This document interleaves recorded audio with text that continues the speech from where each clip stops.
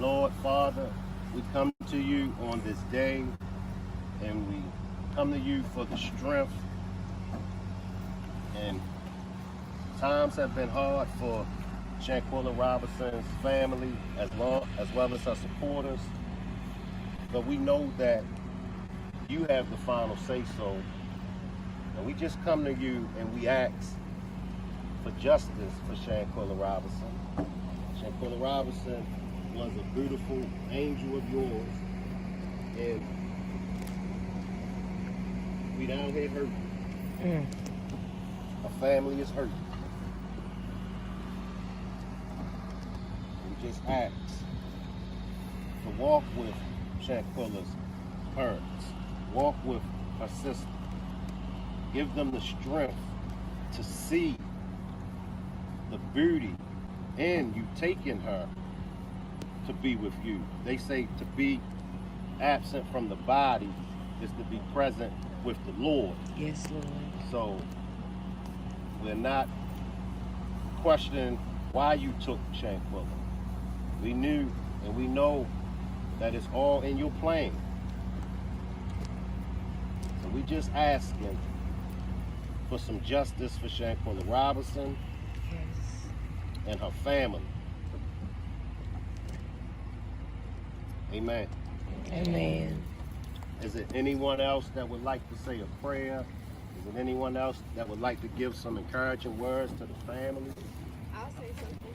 Can I do not like being recorded. Okay. She don't want to be recorded, y'all. Okay. Okay, so I just want to say thank y'all for everybody. Who was you recording me? Stop Thank it y'all for and showing record again. 1, 2, 3.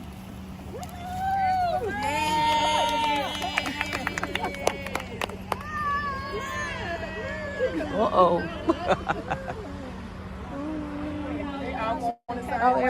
Everybody going this way, huh?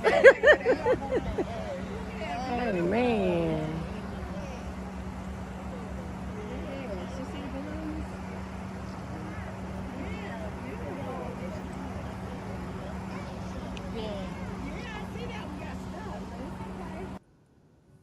Salute everybody. I want to welcome everybody to this demonstration. Justice for Shanquella. Nazeer FaceTimed the attack. Is he Daejhanae's boyfriend? But before we get started with this demonstration, let me read my copyright disclaimer. Copyright disclaimer under Section 107 of the Copyright Act of 1976. Allowance is made for fair use for purposes such as criticism, comment, news reporting, scholarship, and research. What that means is that everything that you hear in this demonstration is for entertainment and educational purposes only. Everything that you hear in this video that I call a demonstration is only the opinions of mine and others. Everything that you hear in this demonstration is only allegedly. Salute to the replay gang. Salute to the my moderators. Salute to everybody that's watching from the clouds. Salute to you, him, and her. Salute to all of my troublemakers and my angels. Salute to the whole Rock Squad. Salute to the chat. I will get down there to the chat and salute individually. Just give me a few minutes and I'll get down there. Now, we know from Suan's paperwork that's in the civil lawsuit and the alleged FBI report on what took place, they were FaceTiming somebody. That somebody is or allegedly happens to be Daejhanae Jackson's boyfriend. Now, here's the question for you all in the chat as well as the replay gang. Here's the $1 million question. Is Nazeer Daejhanae's boyfriend? Or at the time of the attack, was Nazeer Daejhanae's boyfriend? According to the alleged FBI report, as well as Mexico's report, because Mexico even reported it as well. The boyfriend of Daejhanae is the instigator. And I believe that to be true. I believe that to be true. It's been 2 years. It's been 2 years. Now things are starting to unfold. Y'all know my favorite word, my favorite slang. Let it play out. Things are starting to play out now. They're playing out. Now, when it comes to the civil suit packet, this is the reason why Sue Ann needs the packet, the public documents that the FBI had. This is why she needed. Because see, the FBI won't be able to run the dope fiend move no more. They won't be able to play this no more. Why? She'll have the official documents. She'll know exactly what the testimonies of the Cabo Six was. She'll know that. And this is why some people say, why she's suing the FBI. You can't sue the FBI. Sure, you can sue the FBI and you can win against the FBI. But the reason why she's suing the FBI is for this reason. They will not release the paperwork to her. If you are on any of my backup channels, if you are on the Still Swinging podcast channel, if you are on the After Dark with Shank channel, and if you would like to be a part of this demonstration, pull up on the main channel, Shank Rock. That's the main channel. But I do see you, Marie. I do see your comment letting me know that you're on the backup channel. I do see that comment. But you all are welcome to just come on over to the main channel, which is Shank Rock.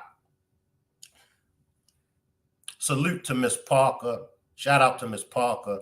Miss Parker has came a long way with the content. And this is Miss Parker asking Miss Salamandra how she's feeling. And this is at the press conference. Hey, Miss Solomon, I'm live on my YouTube channel. I just want to know how you feel today. Do you mind telling me how you feel today? Well, I feel good. I'm making it. It's been rough losing Shanquella and still fighting for justice. 2 years later, and I'm still out here fighting. Shouldn't have to be going through this. They should have been arrested somebody. Don't act like we're not here. We're human and we're here. Okay. And not going anywhere. Okay. And as long as I can fight for Shanquella, I'm gonna be here fighting for it. Okay. I love it. Love you too. Y'all heard it first. Miss Salamandra herself. That's what this is about. I'm fighting with her. You know what I'm saying? Without a shadow of a doubt. Standing 10 toes with the family. I hope y'all do the same. Don't let nobody throw y'all off from what we came here to do. I don't care who it is or what it is. Stand 10 toes for justice. And that's for all these families. Because Serene said it herself. With this case being busted wide open, like they said, somebody's going to bust this case wide open. It's going to be Serene. It's going to open avenues for so many other families. Because trust me, there's so many other families out there feeling just like Miss Salamandra, feeling just like her. Now, the $1 million question is, is that Nazeer that they FaceTime? Now, this is not anything new that we're hearing as far as them FaceTiming somebody. It has always been known. It has always been known that they were FaceTiming somebody. Now, from the alleged FBI report and also from Sue Ann's civil suit against them, they were definitely FaceTiming somebody. Now, Nazeer stays in the hot seat. Nazeer stays under the microscope. Nazeer stays on the table. Nazeer made a video, right?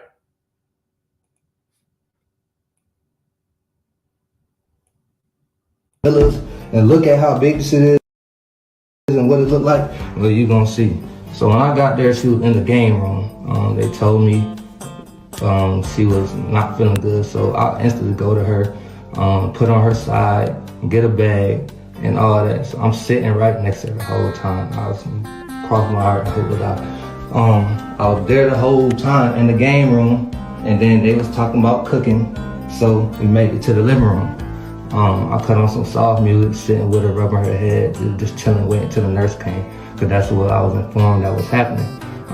At first I was told that it was a male coming, and then a female showed up. So by that time, well, I skipped another thing. Quilla wasn't found dead. She wasn't found dead. The maids found her slumped over the toilet in her room. That's what they did find her, slumped over her toilet in her room. That's what I was told. Quilla was not dead when I got there.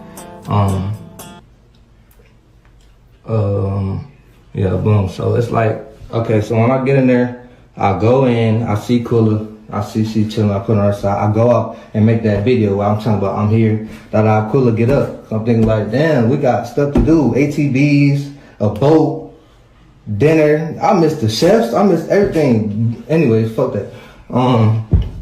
So I'm like, damn, I'm thinking, Quilla, let's get up. I say that in the video, everybody can hear it, everybody knows.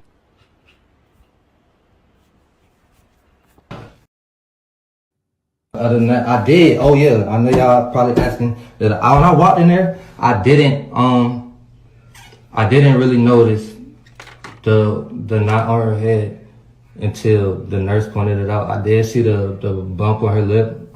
She did have a blood vessel bust in her eye, and that's it. But I didn't really go in there like, damn, y'all jumped her, y'all beat her ass, what's going on? Like, 'cause they know. Man, and nobody even told me about nothing. I was blind to everything. I'm literally in there giving her my all. Like, come on, girl. We is 2,000 miles away from home. 2,000 miles away from home. Don't nobody deserve this. Damn, 51 questions. Bro, why is y'all talking about boys that y'all kill y'all friend? Now, in Nazeer's video, he said, damn, y'all jumped her. Along with that statement of him saying to them that he said, y'all jumped her, we always felt like Daejhanae wasn't the only one that put hands on Shanquella. Many of you have said that y'all seen footage of Winter body slamming Shanquella. Well, according to Mexico's report, and it's on my community wall, Mexico report wants Daejhanae, who's the aggressor, the man that's recording it, and they also want her accomplisher. It's an accomplisher with Daejhanae. And right there we hear Nazeer mention y'all jumped her. I think that we can pretty much be sure now that they definitely jumped her. And even Miss Salamandra stated she got a phone call from one of them that was over there while they were over there, that they're going to say, they're trying to say it was alcohol poisoning, but they jumped on her. Now, according to Suan's lawsuit report, as well as Mexico's report, somebody, it's one of them out of the Cabo 6, because they said Nazeer helped perform CPR. One of them was definitely riding for Shanquella as far as trying. All right, this was then. One of them. Now, my issue with that person, and I believe it's Nazeer, however, I could be wrong. 2 years later, you still haven't came out and did the right thing. You tried to do the right thing in Mexico. You tried. Whoever you are, you tried to do the right thing in Mexico. 2 years down the line. Because here's the thing. Daejhanae is not going to get away with this crime. Y'all are not going to get away with this crime. It seemed like you're going to get away with it. It seemed like it. Y'all ain't going to get away with this. So Nazeer, he stays on the table. He's always under the microscope. Was it Nazeer that they were FaceTiming? Was it Nazeer that they were FaceTiming? Let me grab some comments, y'all. All right. Out of the Storm says, found slumped over her toilet. He wasn't there when they dressed and moved her that time. Out of the Storm says, no. Sabrina says, I don't think Nazeer is the boyfriend. I think it is someone else. Beautiful says, from the doctor's statement, y'all truly tried to cover up the crime. Marie says, whoever there was on the phone told them to say alcohol poison to get out of Mexico after you say that to the doctor or police. Randall says, Nazeer knows what happened. I think he's seen it. Beautiful says, I don't either, Sabrina. He wouldn't have helped try to save her. So are we in agreement with it being the boyfriend that instigated? I do believe so. Because Nazeer put on his social media all this over a boy, all this over a boyfriend. And we all felt that it was definitely a boyfriend somewhere in the equation of all of this. A boyfriend. Is Nazeer the boyfriend? At that time, was he Daejhanae's boyfriend? Because Nazeer also stated, he said he didn't want to separate no kids from their mothers. He's going to ride with Daejhanae. 1 minute, he's riding for Shanquella. The next minute, he's riding for Daejhanae. Why? Did he like Shanquella? Was he in love with Shanquella? Is he in love with Daejhanae? Because my belief, honestly, in a situation like that, look, I'm damn sure not going to be covering for you. I can tell you that much right now. I'm not going to be covering for you. Did Nazeer do his videos to protect himself, to try to throw the blame off of him? Did he arrive the next day, Saturday, to protect himself? Was there friction before they left North Carolina? That's another thing that we have to look at. Could there have been some friction between Shanquella and them before they left North Carolina?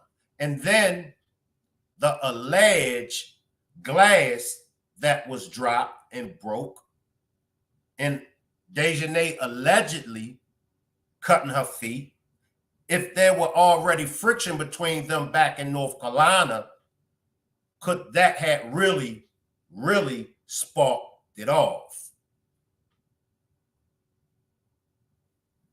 Because according to Miss Salamandra, she gave the feds some text messages in Shanquella's phone that indicated to something.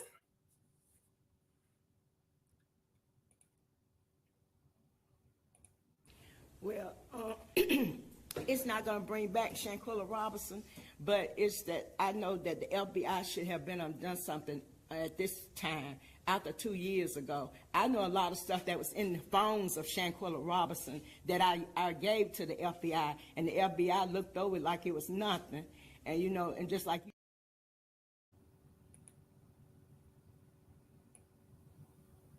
FBI overlooking text messages that was in Shanquella's phone that Miss Salamandra gave. Salute my boo. Janelle says all of them know what was going on happening, because just imagine all of them see this nice, beautiful lady being badly beaten, and none of them stink daddy mother intervened and helped her. Out of the Storm says, if you a guy and embarrass your girl not being in touch her birthday weekend, she mad about that and him. He couldn't make it. Now he called in the AM and encouraged the attack. Cat. Ms. P says, why Malik name never mentions? Suntan says, I don't think Nazeer was DJ's boyfriend. I think it was someone else. Beautiful says, it's got to be because what was in the text messages. Out of the Storm says, Nazeer is acting like someone who realized late he was the scapegoat. Beautiful says, Malik watched, but according to the doctor's statement, he wasn't in the room when she arrived. She only described Nazeer, Elise, Khalil, Winter, and DJ, aka Imani Green. Ain't that something that Daejhanae tried to get a name change? Out of the Storm says they informed him what they wanted him to know. They was talking about cooking to DJ, gets limbo, bring your bags. Have any of y'all had a chance to go down my community wall and look at the alleged FBI report? Let's go back to some of the reports.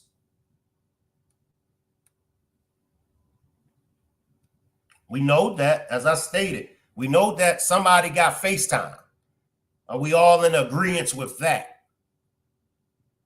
Are we all in agreement with someone they FaceTime? I believe that to be true. I believe that to be true.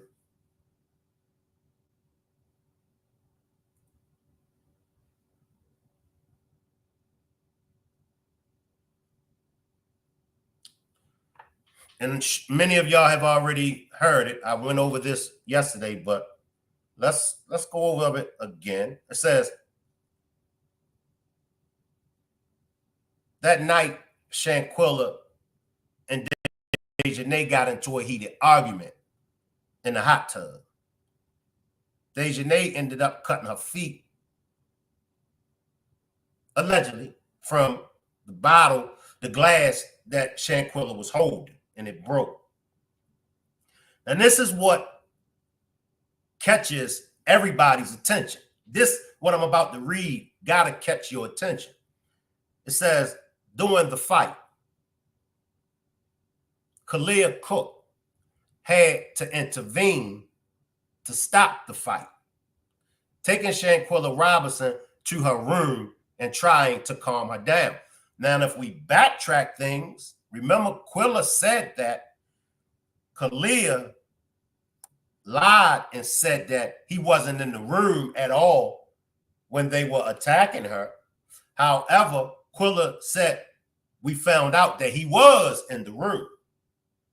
So once again, see, for me, they lied to Miss Salamandra. They lied to Quilla.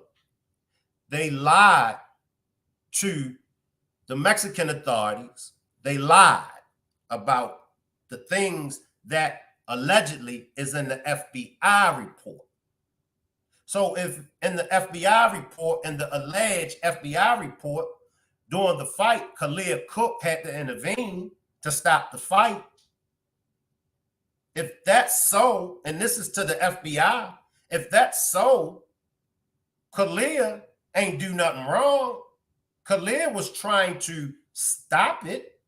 So why wouldn't Khalil say this to Miss Salamandra? Now it's Khalil did try to stop it. He did intervene in all of this. But why did he lie to Miss Salamandra? Why did he lie to Quilla? See, this is the alleged testimony from the Cabo 6 to the FBI. And this is allegedly, this is all allegedly, the FBI brought this. All right. It says, meanwhile, Daejhanae Jackson took her cell phone and walked crying to her room and tried to reach her boyfriend, but she was unable to contact him that night. Now, let me say this, y'all. Let me do my best to clear this up.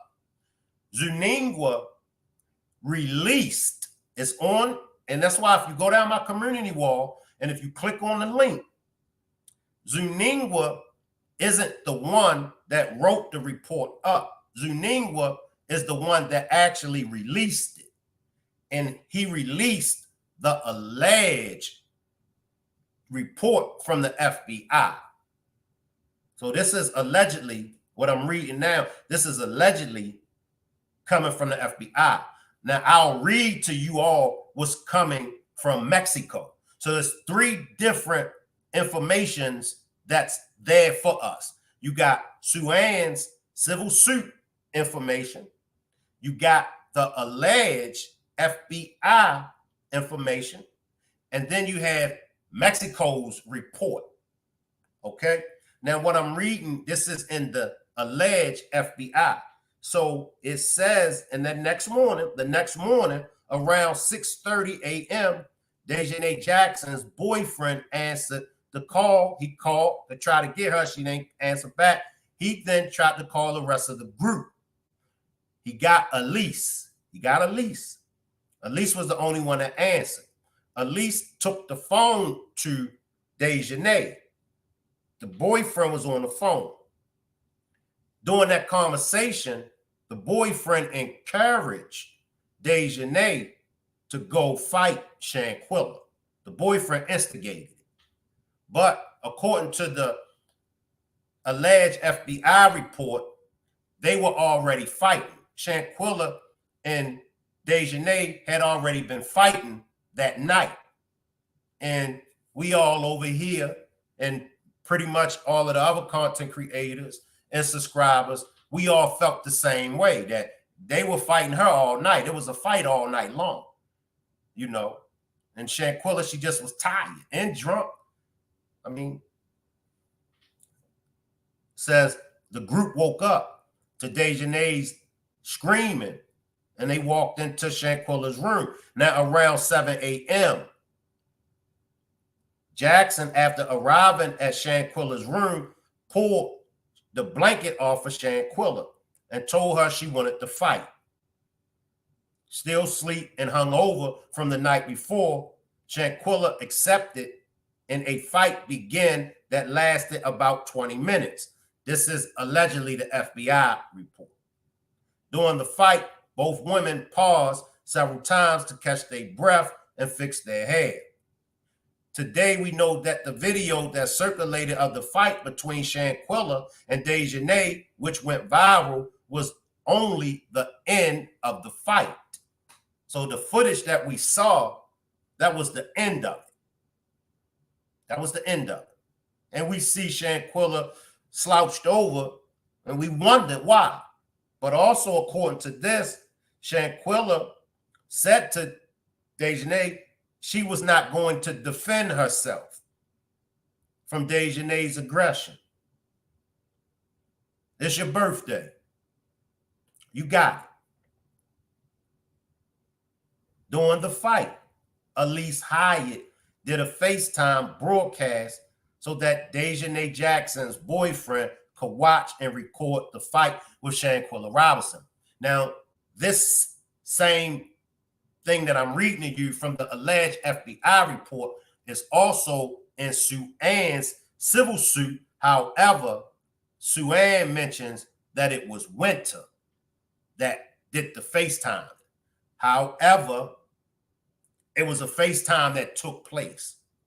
And I'll say it again. This is why Suan, this is why the family, this is why we all want to see the packet. Mexico released their reports, right? Now, whether we believe Mexico or not, You got to give Mexico credit. Mexico released their reports. Mexico ain't hiding nothing. They released reports on what took place. FBI ain't released nothing. FBI don't want to come up off of it. Why y'all think? I think we all should agree with that question. I think it shouldn't be none of us that disagree. We might have different perspectives on, but why? Why isn't the FBI trying to come up off of the report? And as Sue Ann stated, what they told her, come back in 5 years. Listen, y'all, this is what the FBI told Sue Ann. Did disclose in full the Mexican investigation in the complaint, which we had not done before, in the hopes that perhaps. She says she enclosed. She put the Mexico report in there. See? She got the Mexico report. She put the Mexico report in there, which she didn't do before. And this is why I say Mexico is doing what they supposed to do. They on their job. Whenever she mentioned anything about Mexico, it's always Mexico is giving me, Mexico has given me what I needed. But what do she say about the FBI? Do she say the same thing about that? Did disclose in full the Mexican investigation in the complaint, which we had not done before, in the hopes that perhaps the State Department or the FBI were actually, as they indicated, working on something. But as you pointed out, today would be the 2-year anniversary, and they have not communicated with us anything other than stating that we can wait another 5 years for a response to our public records request on what they did. So we don't have an option. They have. And even after the 5 years, they still don't have to give it to her. She said that. They said you could wait for our response. So even after the 5 years is up, they don't still have to give it to her.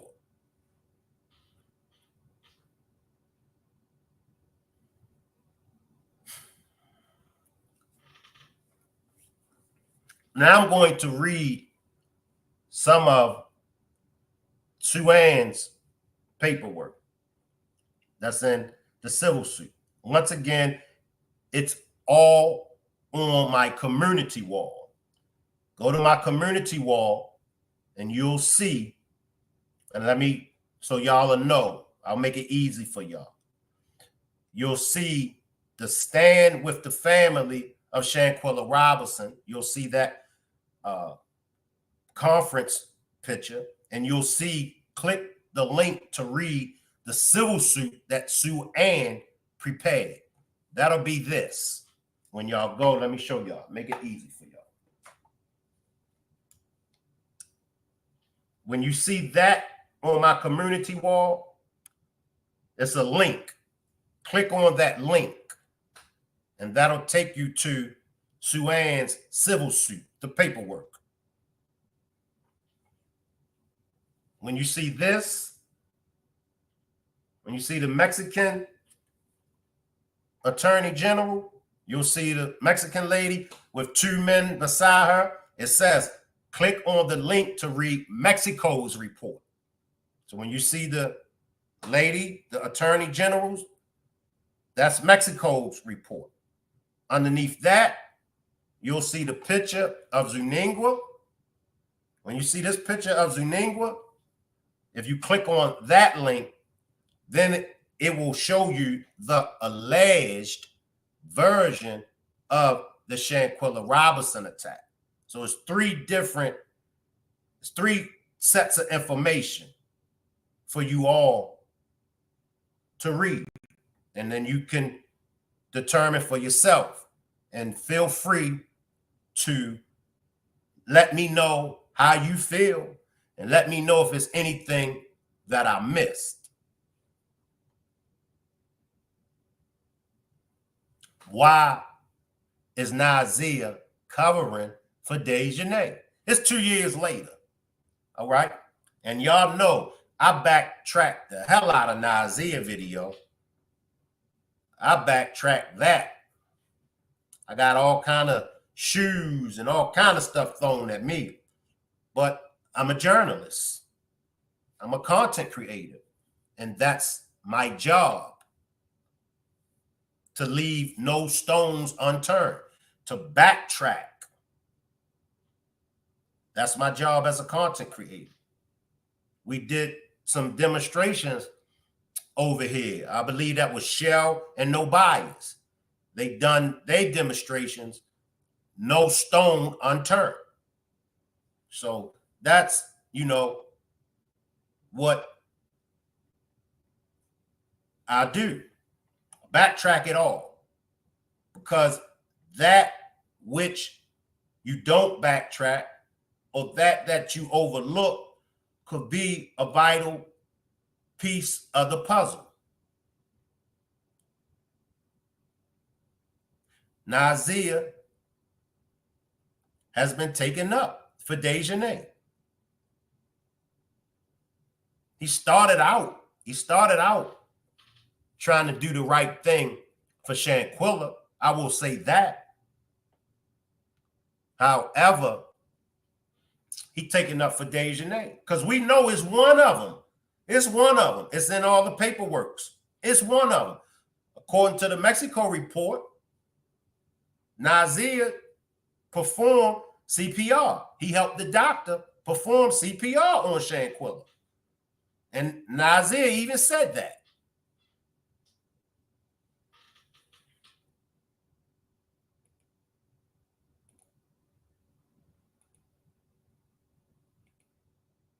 Anybody want to come up and speak on Nazeer? Is there anyone that would like to weigh in on this? Come on up on the panel. Join me on the panel. I'll take a quick commercial and come back, y'all. But join me on the panel if it's anyone that would like to weigh in on Nazeer being on the FaceTime.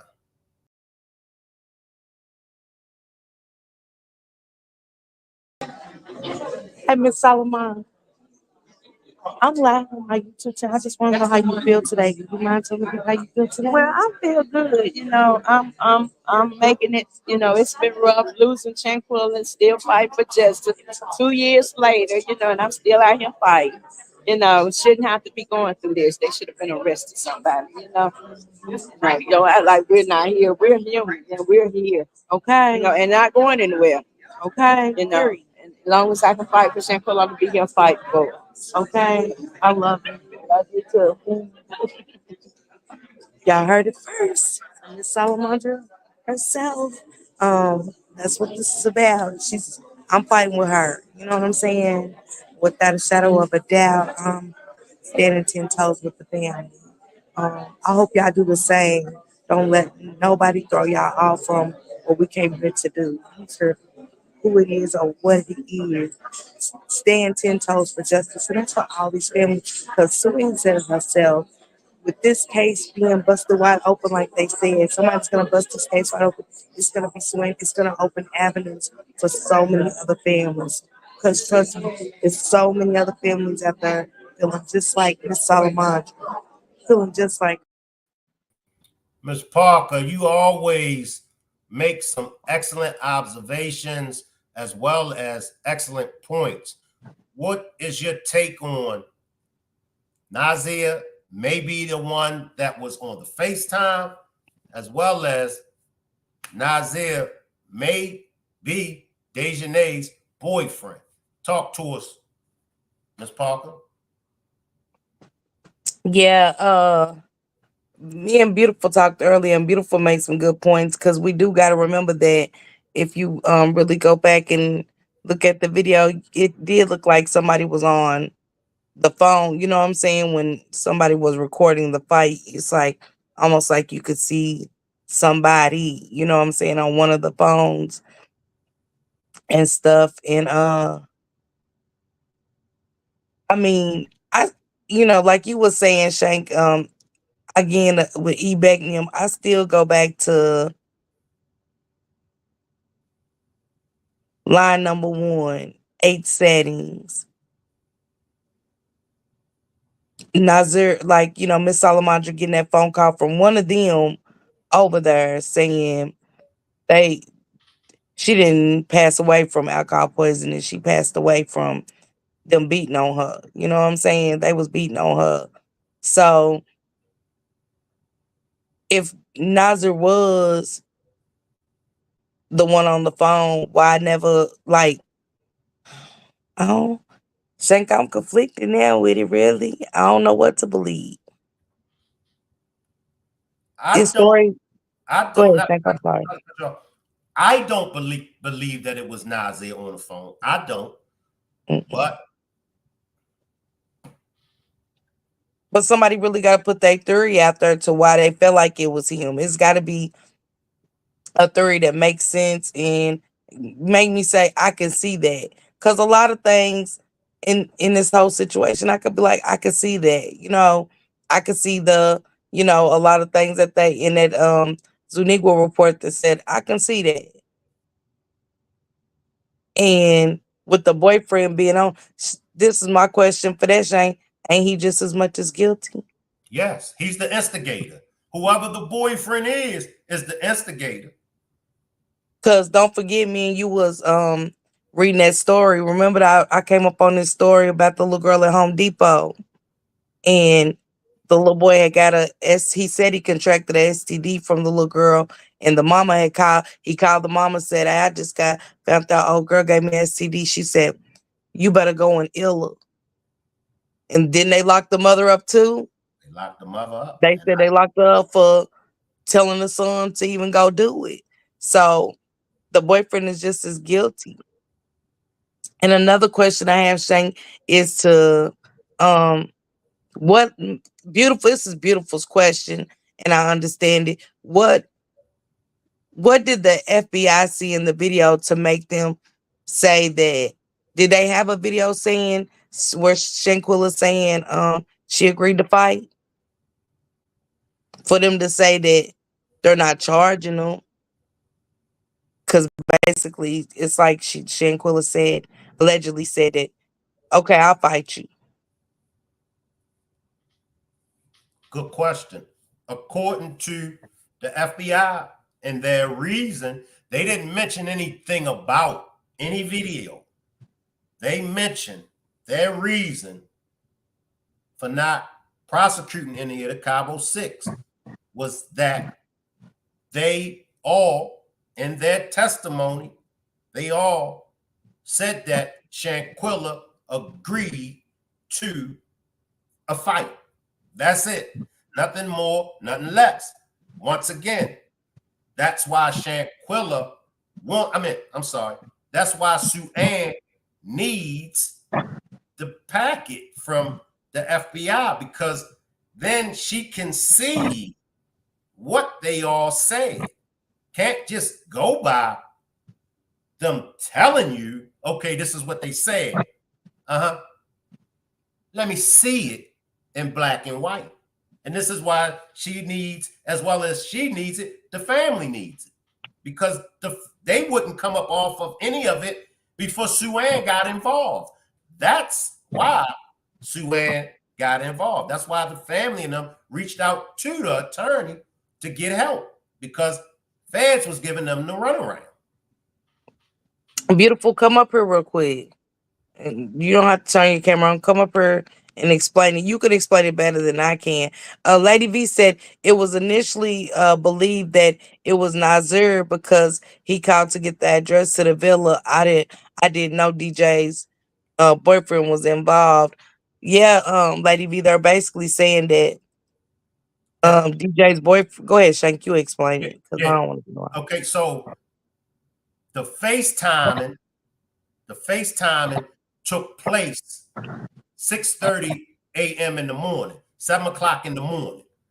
That's when the FaceTiming took place. Now, Nazeer arrived and Nazeer called in the afternoon. So those are two different times.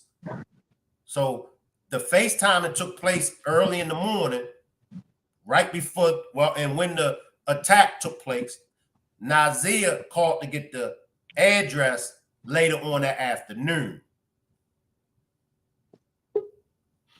Miss P said just because you are saying yes, I will fight you, but you can't murder a person. Yeah, that's And that's fact. what I was saying. That's what we're trying to say. That's what I'm wanting everybody to wake up to the FBI saying we can't charge these people. We don't. If y'all have any more evidence, the evidence is that the girl came back unalive. That's the evidence, and the evidence is of the in the paperwork. It says that the doctor saying the kid said alcohol poisoning. They didn't diagnose her with that. They went off of what the Monster 6 said. The Monster 6 said, hey, it's alcohol poisoning, and that's what they wrote down. She wasn't, her blood level, alcohols and stuff wasn't tested, saying that she was over the level. That was just hearsay. But when the autopsy here shows broken bones and injuries, major injuries. So that's what I'm saying. It's a cover up, Miss P. You right. Who hit the panel shake? Is that beautiful? Yeah, slide in, beautiful. Hey, sissy.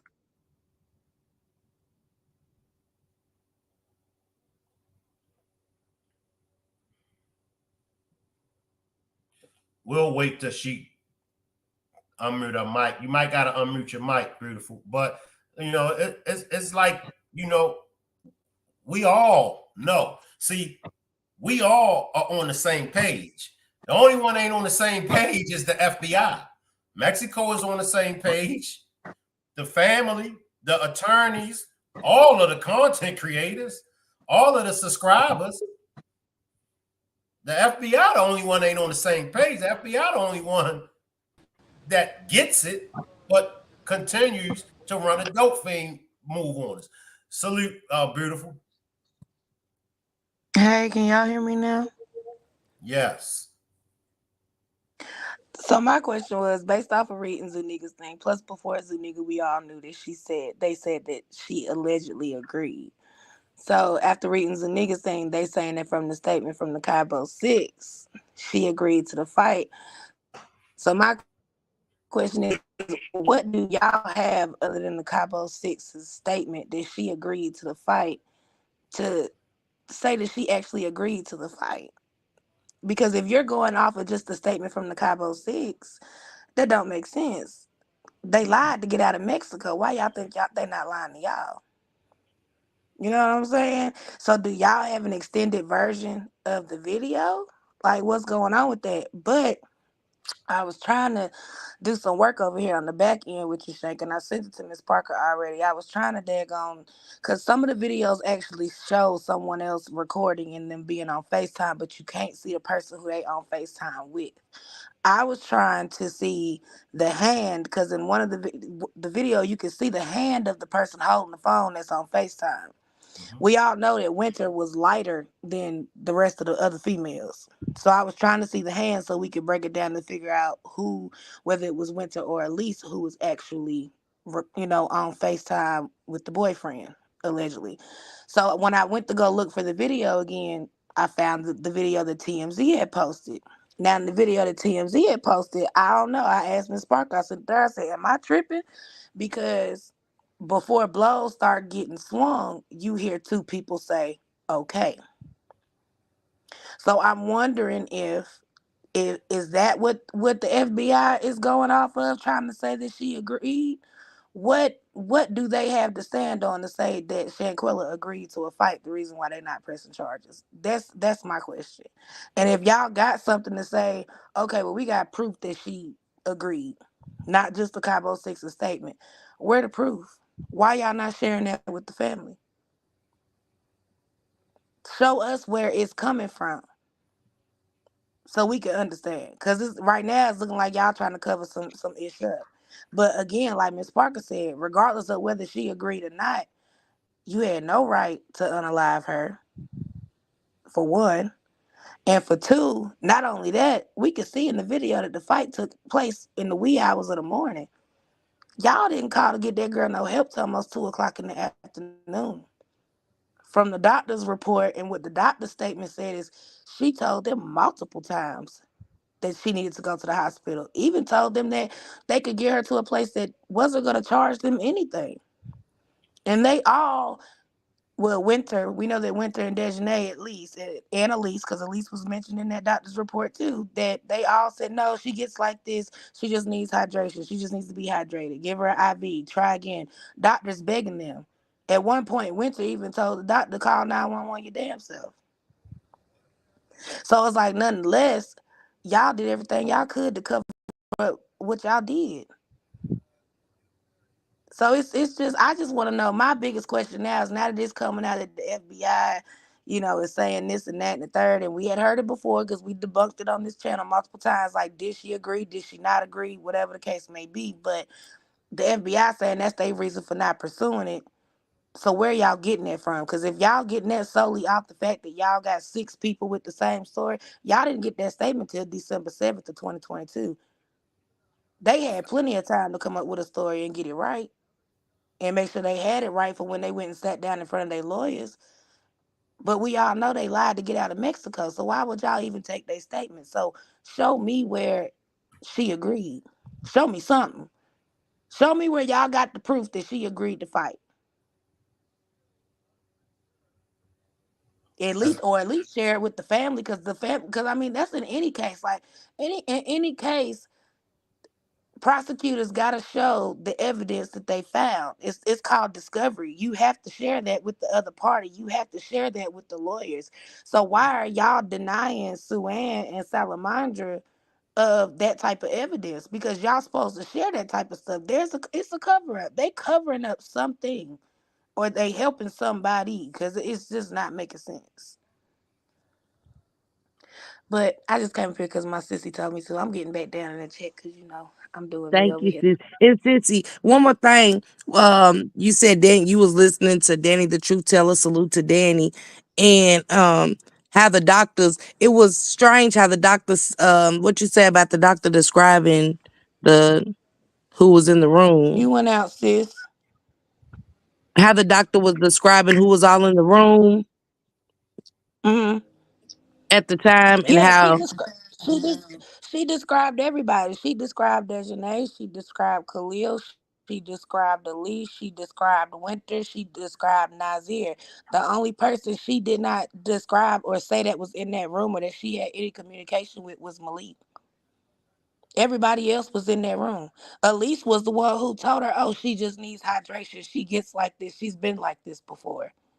Winter and Daejhanae were the ones who said, oh, we'll pay you, but we don't have the money for an expensive doctor's bill, after the doctor had told them multiple times. And see, that's where the discrepancy is going to come in at on their side, where their lawyers, I feel like, are going to try to fight it, because it said in the doctor's statement that prior to the ambulance, the 911 being called and the ambulance coming, she told them before Shanquella even started convulsing on the floor and having a seizure that they needed to call 911. And all 3 of them girls kept refusing. Winter even said, call yourself. The second time, Winter took the phone and handed it to the doctor, like, called and then handed the phone to the doctor.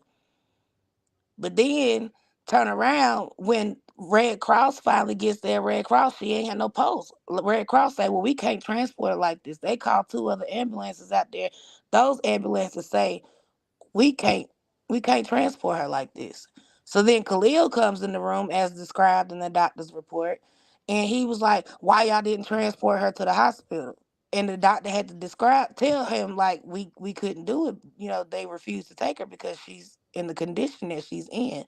So I feel like when it all come down to it, that's what them lawyers on their side gonna try to stand on and say, because they gonna be like, oh, well, y'all didn't, the ambulance refused to take them to the hospital. They wasn't refusing care. No, y'all was refusing care for at least a good hour and a half and refusing to get that girl to the hospital for at least a smooth hour and a half before the first ambulance even showed up. Now let me go to that civil suit packet in this line H, and this is the negligence on the Federal Bureau of Investigation part. Plaintiff realleges and incorporates by reference all allegations and statements in paragraphs I-148 as if they were fully set forth herein. Salamandra Robinson, as the administratrix of Shanquella Robinson's estate, brings this claim under the Federal Torts Claim Act 28 USC 1346 and 2671-80.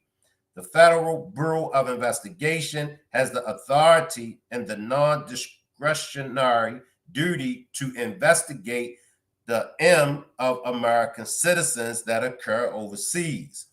The FBI advised Salamandra Robinson that an investigation into the death of her daughter, Shanquella Robinson, commenced. This investigation was closed a few months later. As the mother of the deceased, the FBI owed Salamandra Robinson a duty to thoroughly investigate the death of Shanquella Robinson, maintain her personal property in good condition, and to inform Salamandra Robinson of the status of the investigation. The FBI breached this duty by failing to respond to this investigation with the appropriate seriousness and urgency. Their unreasonable delay to investigate and mishandling of evidence led to the erosion and destruction of evidence. If the FBI had complied with its duties and statute to investigate, critical evidence would have been preserved.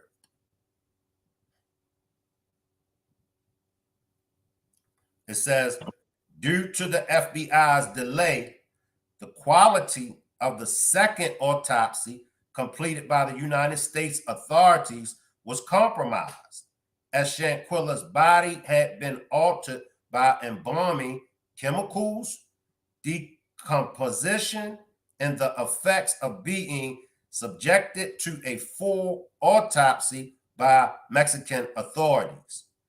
At all times, material hereto, the FBI was aware that the members of the Cabo Six were persons of interest in the M of Shanquella Robinson.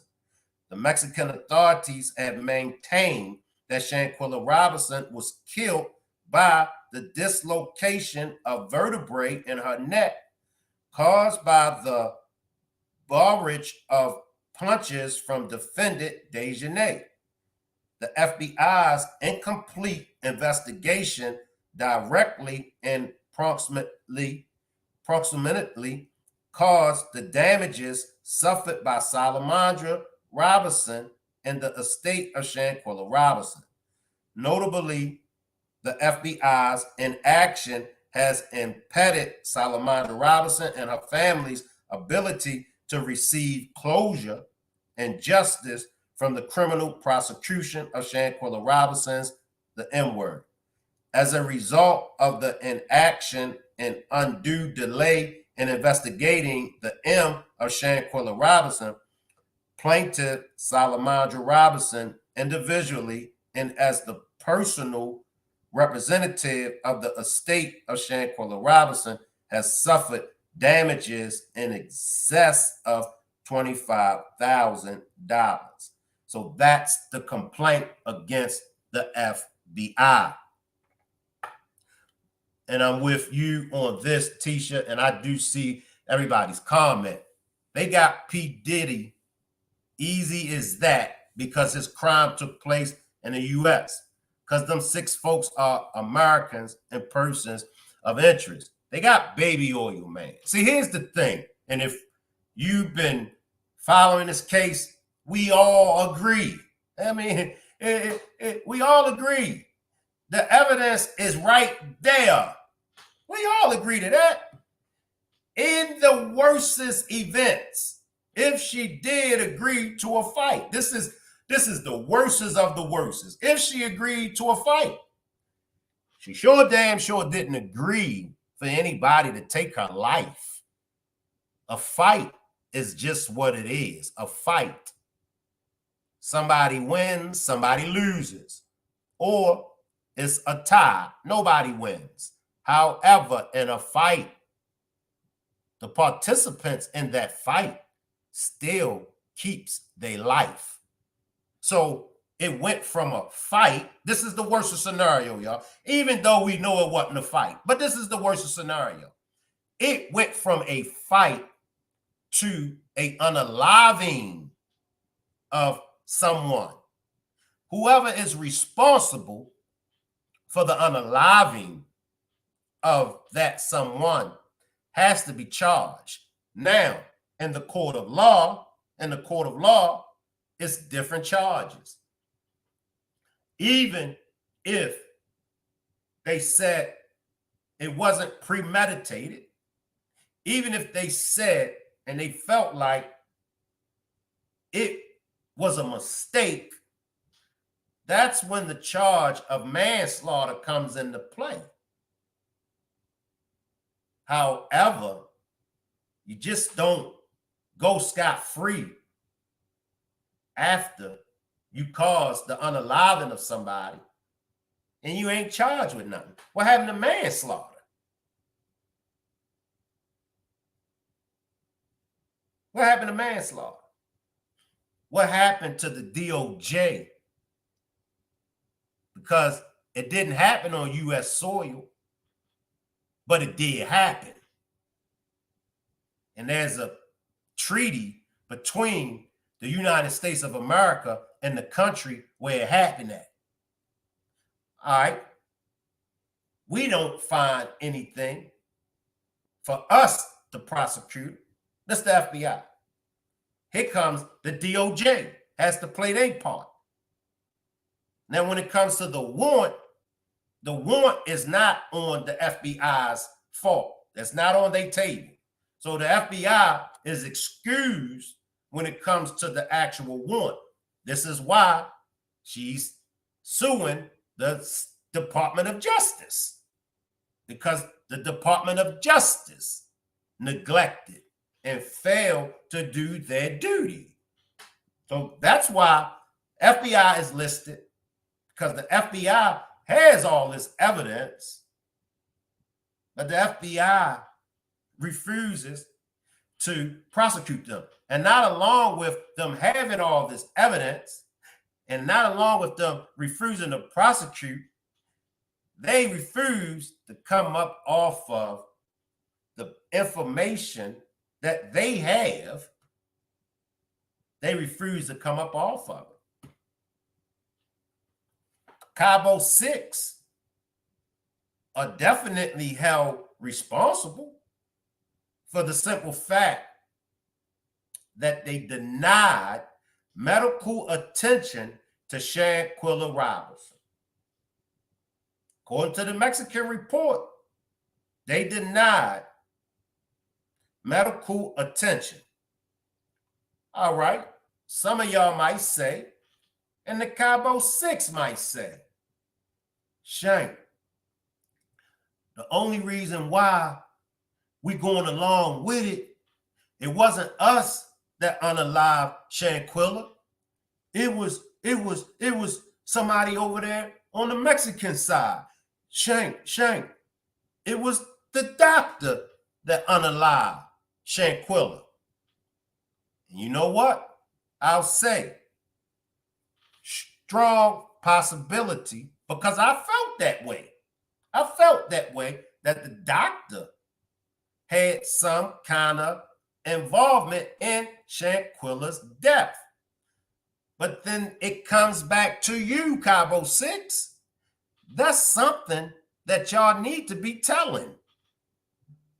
No matter how you dress it up, no matter how you look at it, y'all know what happened to Shanquella Robinson. Nazeer, you claim that you was for Shanquella Robinson. That's your claim. You made your video. You went and talked with Miss Salamandra and them, right? So what's the issue of you coming forward? Because you listed in that lawsuit, that civil lawsuit as well.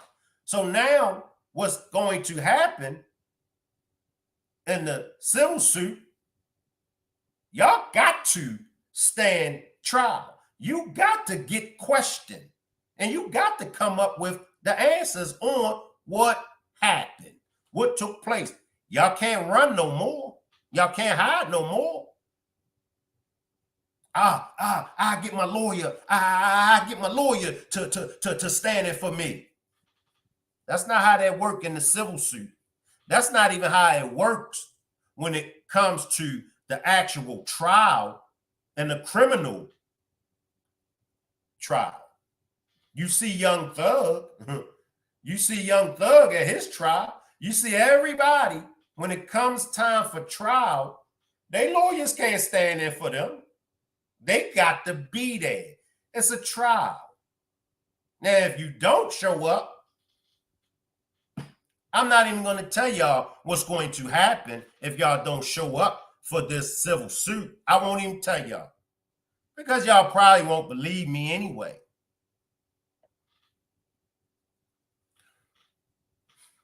I jump to the chat, y'all. Lady V says, because DJ and Shanquella are North Carolina citizens, they could have pressed charges for manslaughter if the FBI passed the case to them. Beautiful says, exactly, Lady V. They dressed her and waited hours before calling for help.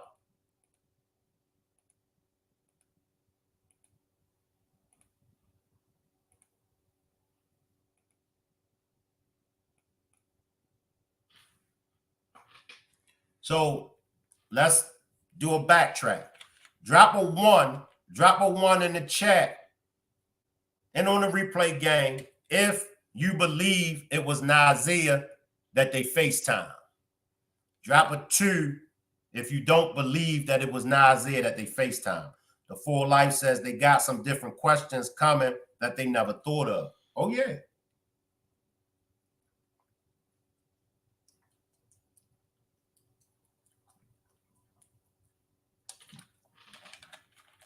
Lady V says that doctor was in that villa for almost 3 hours. Wow. And that's true. That's true. And some of y'all might feel like, but Shank, they're not going to prison. They're not going to jail. They can't go to jail behind the civil suit. Now they can't go to jail. But what that does is now Sue Ann will be able to go off of the questions that she asked them, the answers that they gave her. See, now it opens up another can of worms. The FBI may not be prosecuting them. The DOJ may not be prioritizing that one, but you got to remember, with a new administration coming in, and it happens all the time. And with this civil suit, they're going to have to answer some questions. Will Nazeer in this civil suit, will Nazeer still cover for them? Rachel says, I think the FaceTime was with Daejhanae's boyfriend, and that's why she was beating Shanquella, as she was to prove something to her boyfriend. He had coerced her. And that's what in Sue Ann's packet says. She says it was Wendell that FaceTimed her. That's what is in the alleged FBI packet. But they said it was Elise. But however, they both said the boyfriend got FaceTime. The boyfriend instigated it. he may have been on Winter's FaceTime. And that's one thing that in this case, because it's especially for Sue-Ann is only going off of limited information. She's limited to the information that she's going off of. That's why she want that packet. And that's why they won't kick it out. That's why they won't give it up to her. Because they know. They know.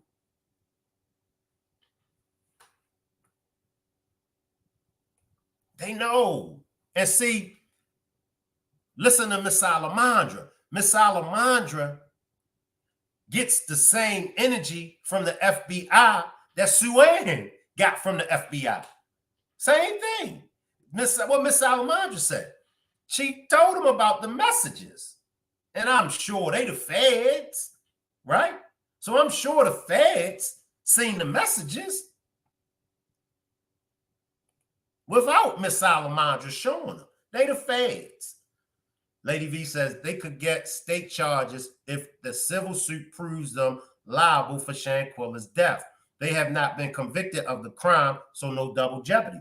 And that's facts. That's facts, Lady V. So it won't be no double jeopardy.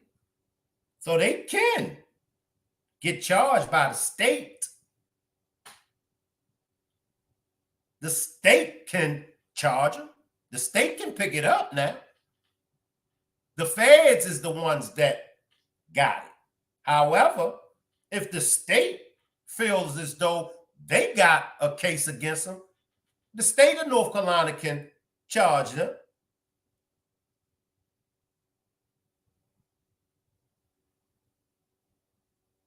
Y'all can run all y'all want to, but you can't hide. You can't hide. Nazeer, is you Daejhanae's boyfriend? Why are you covering for Daejhanae, Nazeer? Ebek says it was several phones. He could have been on anybody's FaceTime, and it could have been more people on FaceTime as well. That may be the reason why everybody had their phones out. And that's true, Ebek. That's true, Ebek. The Full Life says these higher ups going to jail with the Cabo 6 in the end. Because, see, the FBI got to show up at the civil suit. It's a complaint. So the FBI got to show up. The feds was at the press conference. The feds was at the press conference. All of them got the answer to the civil suit. Yeah.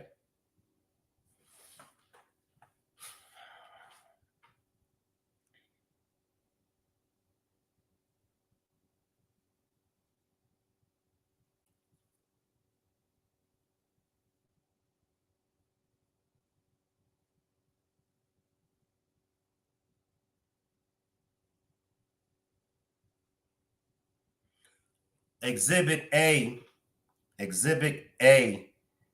is the sign-in sheet. They got the sign-in sheet in here.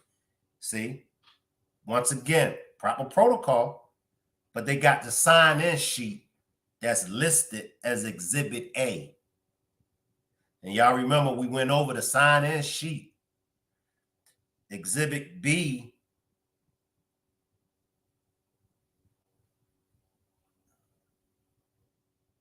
they have the doctor statement is in Exhibit B. Information about the interviewed party. Carolina Beatrice is in Exhibit B.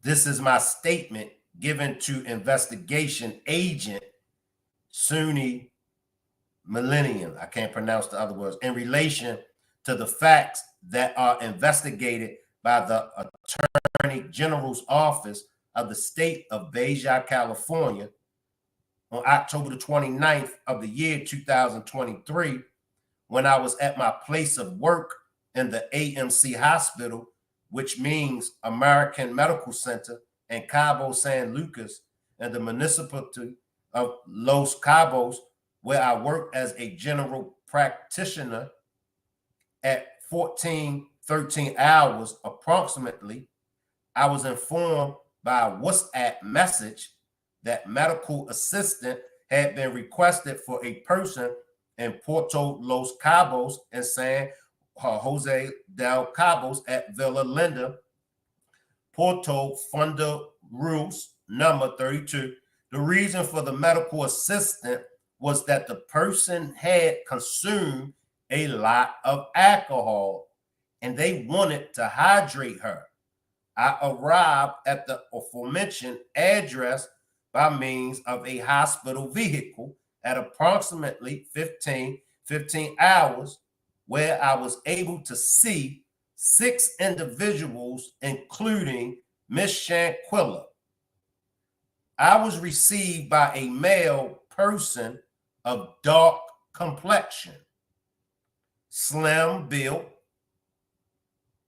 English speaking, approximately 25 years old, as well as by a female. Now this is the exhibit B. Make sure I'm saying this is exhibit B. See, this is in black and white. She got the doctor's report. She's telling her side in here.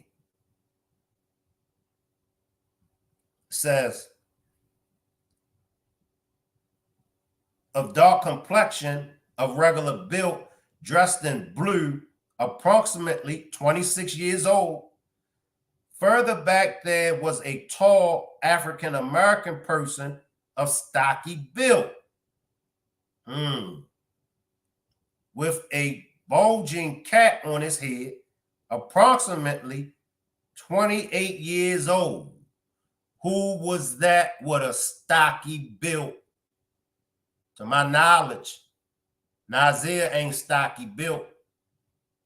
To my knowledge, Malik definitely ain't stocky built. To my knowledge, Kalia is not stocky built. Somebody help me out. According to the doctor's report, somebody the age of 28. Now, y'all could correct me. Maybe it was one of them. Maybe it was Nazeer, Malik, or Kalia. I don't know. I'm just reading what's here.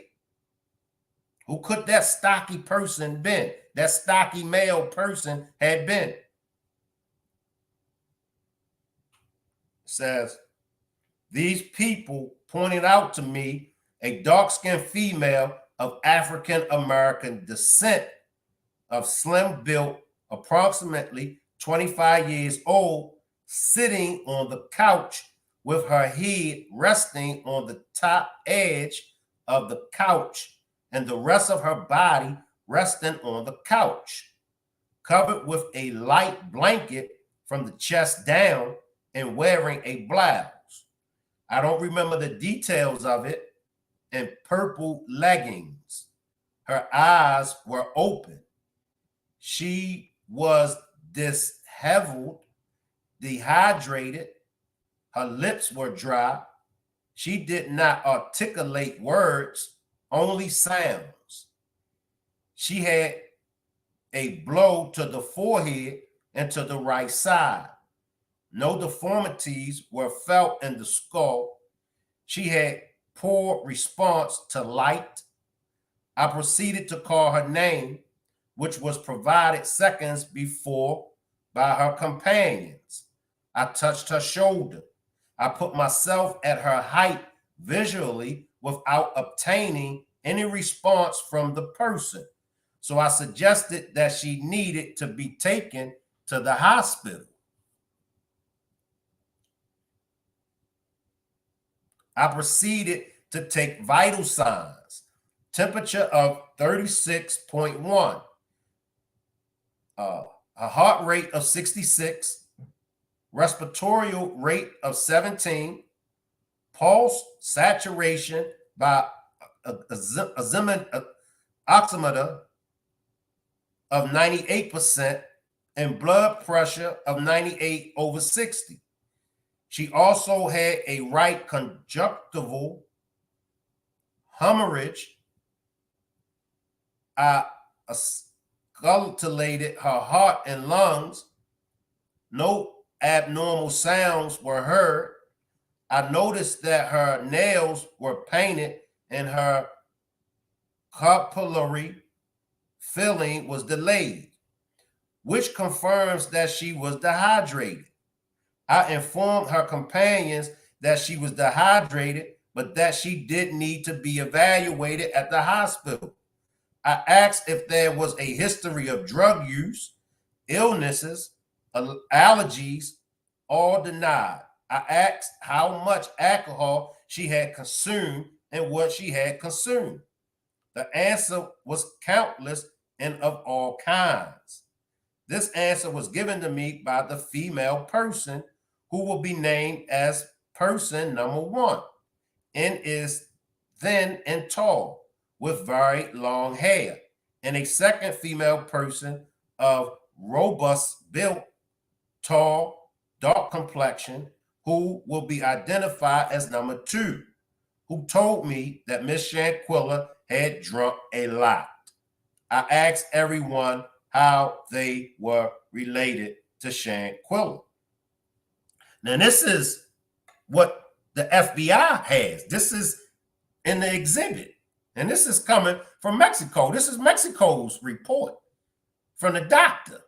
Now, anything that the Cabo 6 says to the FBI and their testimony that doesn't go inside with that right there is non-void. The FBI can't go by what they said. So what the FBI wants us to believe, the FBI wants us to believe that they rather take the word of Cabo 6, who is responsible for Shanquella's unaliving, over the Mexican report. Now, FBI might feel like Mexico report, everything from Mexico is lying, and they would rather take the words of Cabo 6. It's a simple fix, y'all. It's a simple fix for the FBI. If the FBI is confused on who they should believe, what do the FBI got to do? All the FBI got to do is look at the video. The video, ain't no alcohol poisoning in that video. This is a no-brainer. It's a no-brainer. So they're not going by this report. And if you notice, they won't go by Mexico's report. They won't go by Mexico's autopsy. They had their own autopsy done. They will not go. The only people that they are going by is Cabo 6. As Miss Parker says, Monster 6. This is the report.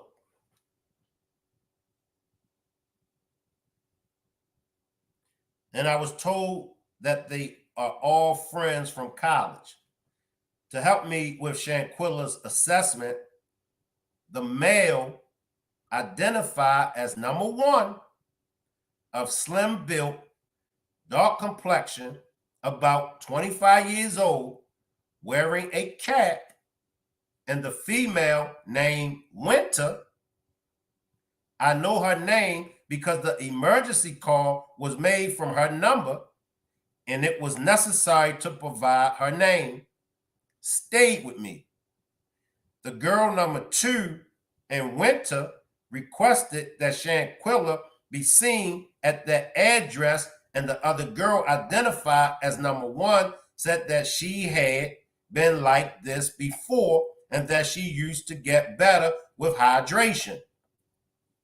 I insisted that it was better for her friend to be taken care of at the hospital and that I can proceed to start hydration but that she will require assessment and care at the hospital and continue her care there, and immediately that they needed to notify a family member to find out if they would be in charge.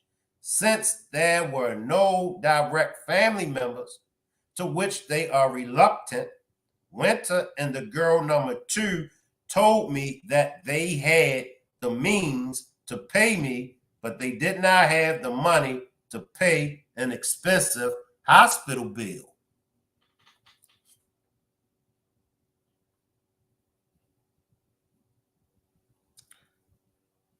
I did not want to receive any kind of remuneration, taking into account that it was going to be necessary to cover the cost of materials either on site or outside.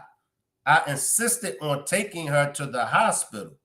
I informed them that there were public hospitals that had no cost and told them to ask the family members if Shanquella had any type of insurance, and told them to start making the calls because she had to be treated in a hospital. The one who stayed to assist me was the male identified with number 1, who helped me to hold her hand to try to place an IV. While they were deliberating what to do, I know that the female identified as number 2 in Winter called someone, reporting Shanquella's condition and the need to make decisions. They insisted during the call that Shanquella was only dehydrated and only needed an IV, and that I was insistent on taking her to a hospital, but that they had no money. In turn, I called my boss, Dr. Avaro, who confirmed that if I felt it was necessary to take her to a hospital, to emphasize to her friends the needs to take her to a hospital. Do we have to go anymore? This is the doctor's report. Nowhere in the doctor's report do they mention anything about a fight or attack. Nowhere in the FBI alleged report do they mention anything about alcohol poisoning. Go to the video. Nowhere in that video do we see anything but an attack. So why did they come up with the alcohol poisoning story in Mexico?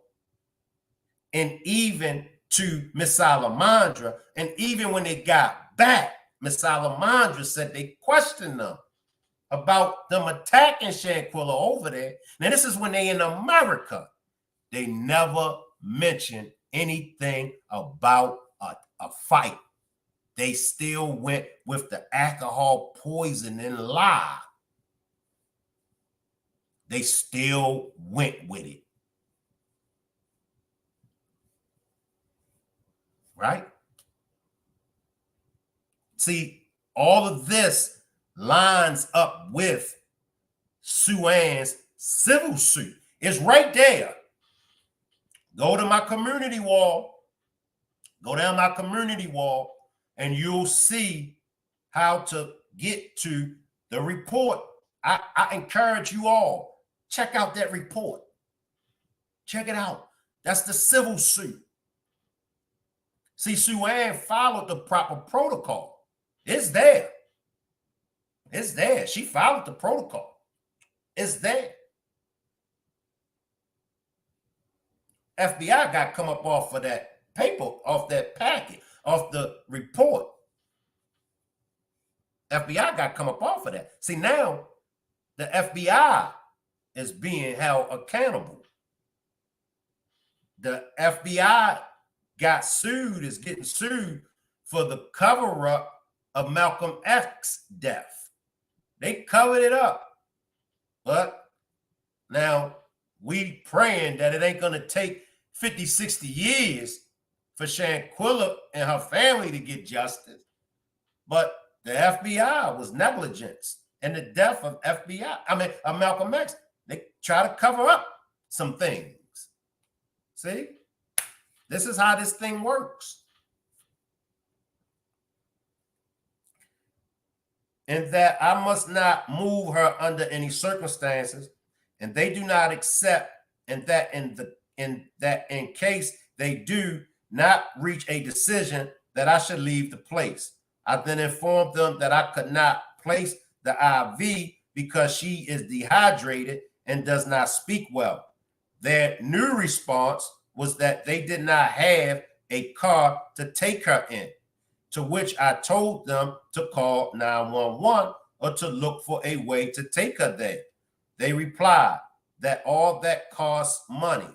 They asked me which hospital they could take her to, and I tell them the nearest public hospital or the closest hospital.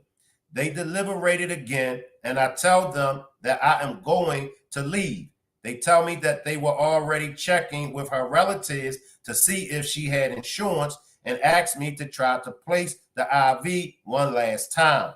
For the third time, I tried to place an IV in her left arm, and I succeeded. But when I tried to secure the IV, she began to have generalized tonic-clonic convulsions. At that moment, the person identified as female number 1, Winter, and the male identified as number 1 were present. During the convulsions, the IV came out. I compressed her hand. They got scared, and I told them not to move her. I told them not to put anything in her mouth, and that now they really needed to call 911. Then Winter told me to do it myself. That's what Winter told her. Do it yourself. What type of ish is that? And these monsters still walking around free.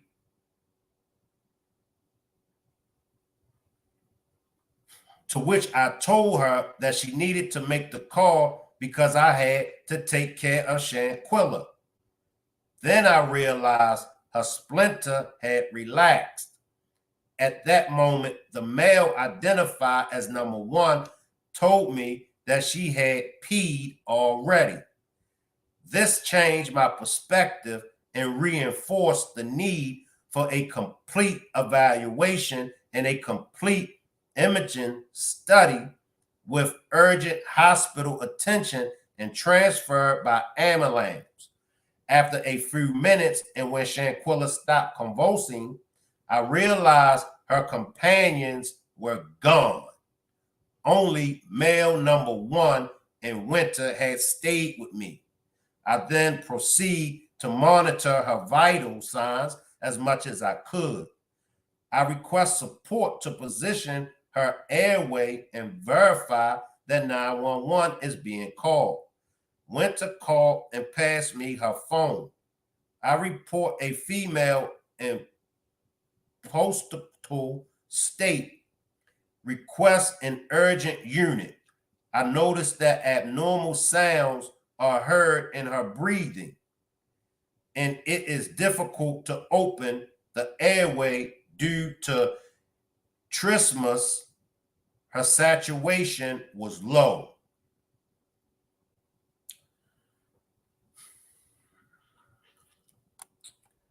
By this time, about an hour had elapsed.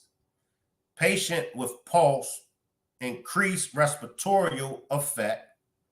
Help is requested from the only friend left with my reach, who is the male identified as number 1, to look for a hard plastic tube to keep her mouth open. He asked me to transfer Shanquella in my vehicle. to which I tell him that she is in serious condition and requires an ambulance. He then left, and I was left alone with her, and I tried to position the airway. Take a pulse. At 16:49 hours, she is detected without pulse. Verbally, I shouted to them, she no longer has a pulse. I need help. The thin girl, identified as number 1, looks out, panics, and leaves. Male number 1 helps me lower her to the floor next to the couch and place her in a flat position. I called 911. Indicate this was as a follow-up to the previous report that the patient is now in arrest. CPR maneuver is initiated with me giving compressions and his friend helping me with rescue ventilation until the Red Cross ambulance arrived about 5 minutes after she went into arrest. I asked them to transfer the patient by ambulance, but they refused, saying that they cannot take her without a pulse. The same thing that the other 3 ambulances that came to the scene told me. One of the paramedics managed to place an IV. Nazeer, man, you better go and tell the truth, man. This is you, man. Male number 1, this is you. You tried, man. You tried. But you stopped. You stopped. And you're covering for Daejhanae. It's right here, man. If I'm lying, somebody correct me. If I'm lying. Nazeer tried. Nazeer, he put forth an attempt. But he covering for Daejhanae. If I'm wrong, somebody correct me now. Then the other 3 responder teams joined in. The AED device is placed, and they were advised not to discharge. Immediately, eligible cannula is placed in ventilation with bag mask. I am informed that there is a law, I can't pronounce that, y'all. LARYNGEAL mask, some kind of mask, but it cannot be placed because there is still trismus. I insist on transferring the patient. 5, I'm gonna read it. It's 5 AMPOULES of adrenaline were applied. I apologize for my mispronunciations on these words, y'all, but I'm trying, but I apologize. Were applied in 2 RESCITATION effects until they accepted my advice and they were told via monitor to discharge, and defibrillation was performed 6 times. The monitor was placed within ASYSTOLIC trace, and her friends were informed that there was no response. After approximately 1 hour of maneuvers, I informed one of her friends, identified as male number 2, of regular build, dark complexion, bald, bearded, who asked me why they did not take her to a hospital, to which I replied that no paramedic accepted to transfer her to a hospital in her condition. He was shaking and left the scene. The paramedics informed me that there was no longer any motor response and that the monitor was in ASYSTOLIC, and that there was no adrenaline left, and that in that condition, they were not going to transfer her. Another attempt at reanimation was made. No pulse was detected. NASYSTOLIC without any type of motor response, with dilated pupils without PUPILLARY or corneal response. So she was declared deceased at 17:57 hours. At the end of the third round of maneuvers, the municipal police officers had already arrived at the scene and did not interfere in any way. Only in one of the relays that were made, they asked me about the patient's condition, to which I responded that she needed to be transferred to the hospital, letting the medics work. After she was declared deceased, I waited for them to finish interviewing one of the Red Cross paramedics, as he was one of the first to arrive in the ambulance. One of the officers took my statement, and in about 10 minutes before the end of the interview, Giovanni, the administrator, arrived, and the officers told me that I could not leave yet. I stayed there for about 15 more minutes, and I left the place around 19:30 hours. All of that is in Exhibit B, and that is the statement given by the doctor.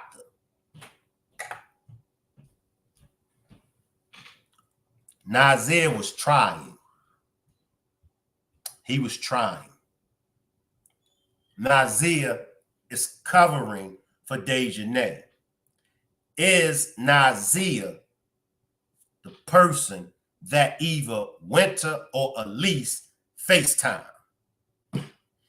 Is Nazeer the boyfriend of Daejhanae? Why is Nazeer covering for Daejhanae? You're covering for him. You covering for him. And you know I didn't backtrack your videos. I didn't backtrack any and everything that you said, Nazeer. 2 years. It's playing out. I'm seeing, and I said this months ago, you was trying. You was trying. I ain't going to give you the benefit of the doubt. But according to the report, you was trying. You tried. However, you're covering for Daejhanae, and you've been covering for her.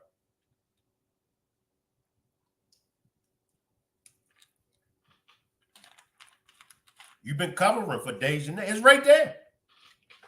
You said you don't want to see no kid separated from their parent because you know, man. And in your video, you said it in the video. But according to the FBI report, you, along with the rest of them, and that's why you is listed. That's why you listed in the civil suit, because you had a chance. You had a chance to get out of this. You had a chance. But you set yourself back.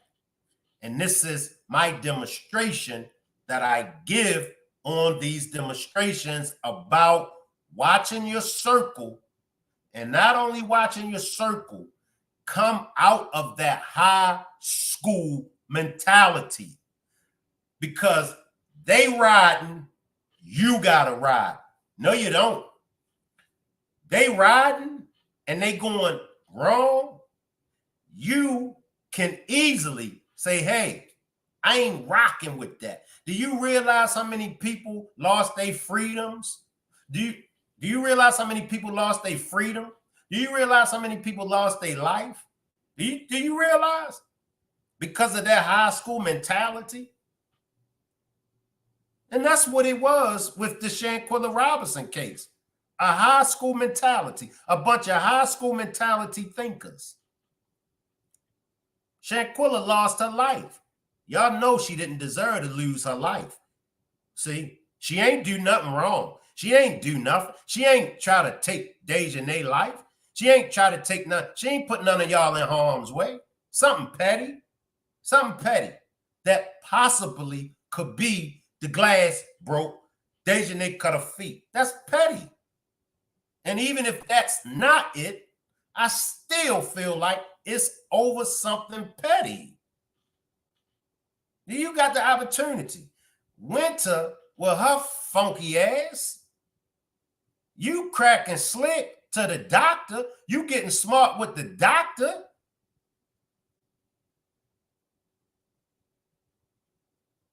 Do it yourself. That's a funky ass attitude to have.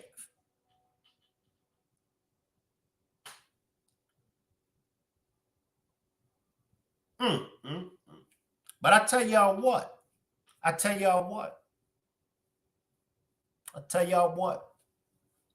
Y'all bad. Y'all slick. You reap what you sow. You got the answer for this. Let me see what else in Sue Ann's civil suit.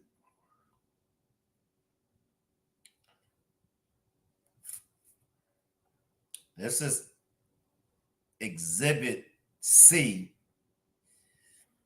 The word is NEC ROPSY. Like I said, I apologize for my pronunciation of these words. So I do apologize. But that's Exhibit C.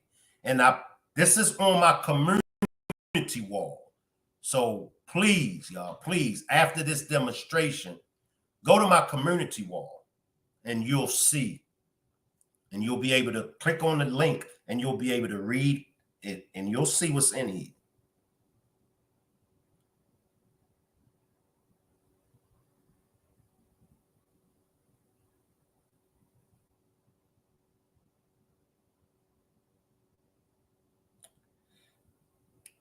Says, I hereby report this about started for the crime of femicide to the detriment of Shanquella Robinson. And as I said before, if femicide was the problem, it's 2 years later. If femicide was the problem, as Sue Ann said, that's a quick fix. That would have been fixed.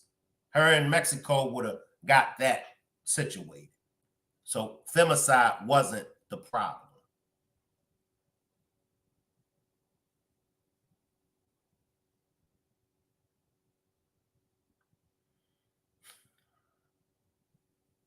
So as I stated, off of what I read, we see that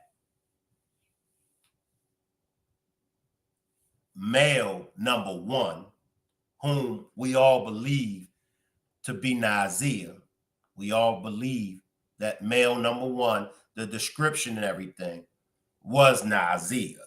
So according to the doctor, male number one, whom we believe to be Nazeer, he did try to assist. Now, if you got there the next day, and you said it in the video, y'all jumped her, you know that they did Shanquella wrong. You know they done her wrong. That's just that simple. You know she ain't deserve that, man. You know that. They know she ain't deserved that. If you can prove me, and for the 2 years that I've been on this case, nobody has proven to me Shanquella deserved to lose her life. Prove to me that she deserved to lose her life. And I'll stop covering this. I'll walk away from it. But you can't do it. You can't prove to me that Shanquella deserved to lose her life. You saw her mother. Y'all some heartless. I mean, I'm going to tell y'all one thing that I learned in life, man. I learned this in life. You may be big and bad. It's somebody bigger and badder than you And this is what I learned in life. You may be cold, you may be heartless, but it's always somebody out here that's colder than you. It's always somebody out there that's as heartless as you. And y'all got to run, y'all, because see, everybody, that's why Daejhanae tried to change her name. Because no matter where you go at, when you give them the name Daejhanae Jackson, especially in North Carolina. Now, outside of North Carolina, you might can, skate. But in North Carolina, amongst black people, Daejhanae Jackson, ain't you? That's why them girls jumped on you at the bar, at the club in Greensboro. Once they found out who y'all was. Once they found out who you was. Y'all got to eat. You got to eat this. You got to eat this.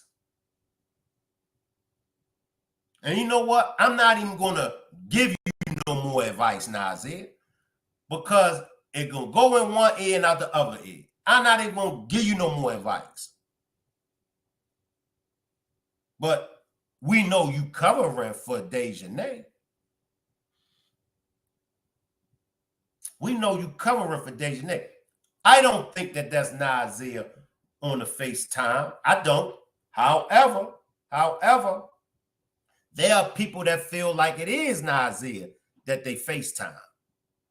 But whoever it was that they FaceTime, according to Suan's information and according to the alleged FBI report, that person got FaceTime early in the morning, somewhere around 6:30 a.m., 7 a.m. That person got FaceTime. So who has been, and let me jump down here to the chat, y'all.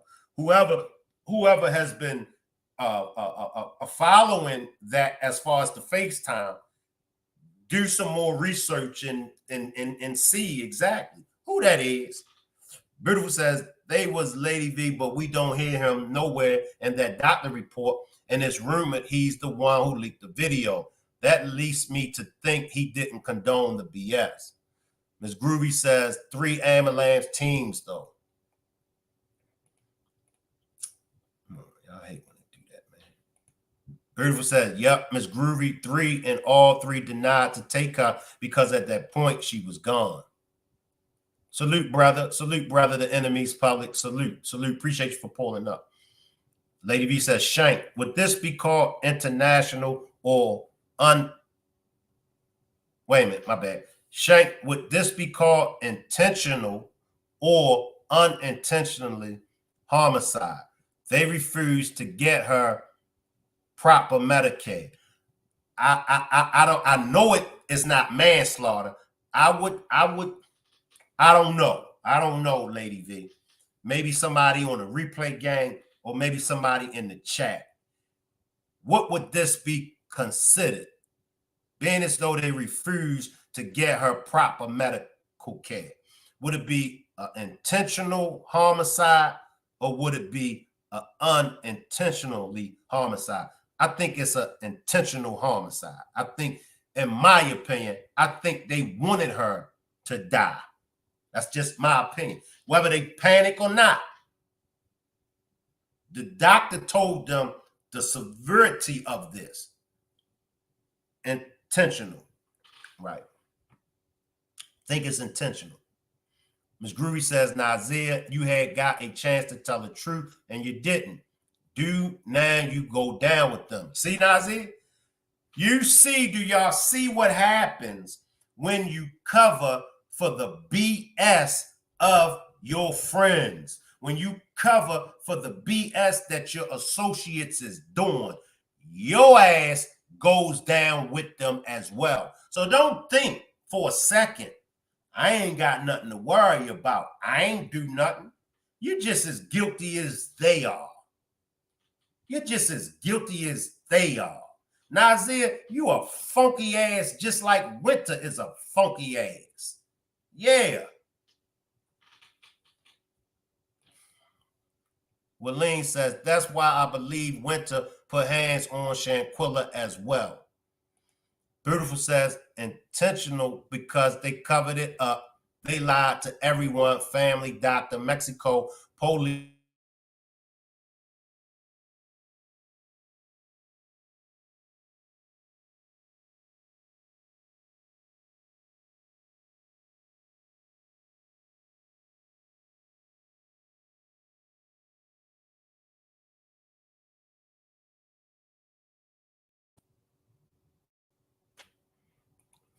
That go to BS.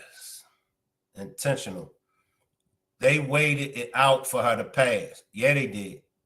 Rachel says, as they get older and they will be trying to pay on or pay off that civil lawsuit debt against them, one of them may break that pact they made on October the 29th in Mexico. I do believe so. Lady V says, could they have FaceTimed Nazeer before he left North Carolina or while he was leaving to come? And even though they FaceTimed the boyfriend early in the morning, they still had time to FaceTime Nazeer. So they could have FaceTimed Nazeer as well. Salute, Antoinette. Salute, Antoinette. I see you down there. I appreciate you for pulling up, Antoinette. Salute. Glad to see you. Beautiful says, exactly, Tina, because had they transported her the first time, doctor said she may have survived through, didn't want that because then they would be locked up after she told her story. That's facts. The enemy's public, if the act was premeditated, it's intentional. First degree homicide. The Full Life says, talk to him, y'all. They are watching. They always have. Why you think Daejhanae changing her name? I know they watching. I know they in my bushes. Lady V says, what motive would DJ boyfriend have to tell DJ to fight Shanquella? Who knows? Who knows? Mel says, lying to law enforcement is a crime in itself. Beautiful says, exactly, Mel. I told you the only reason the doctor was called to pronounce her so they can say we tried to get her medical attention, but they took too long. And that's a good point.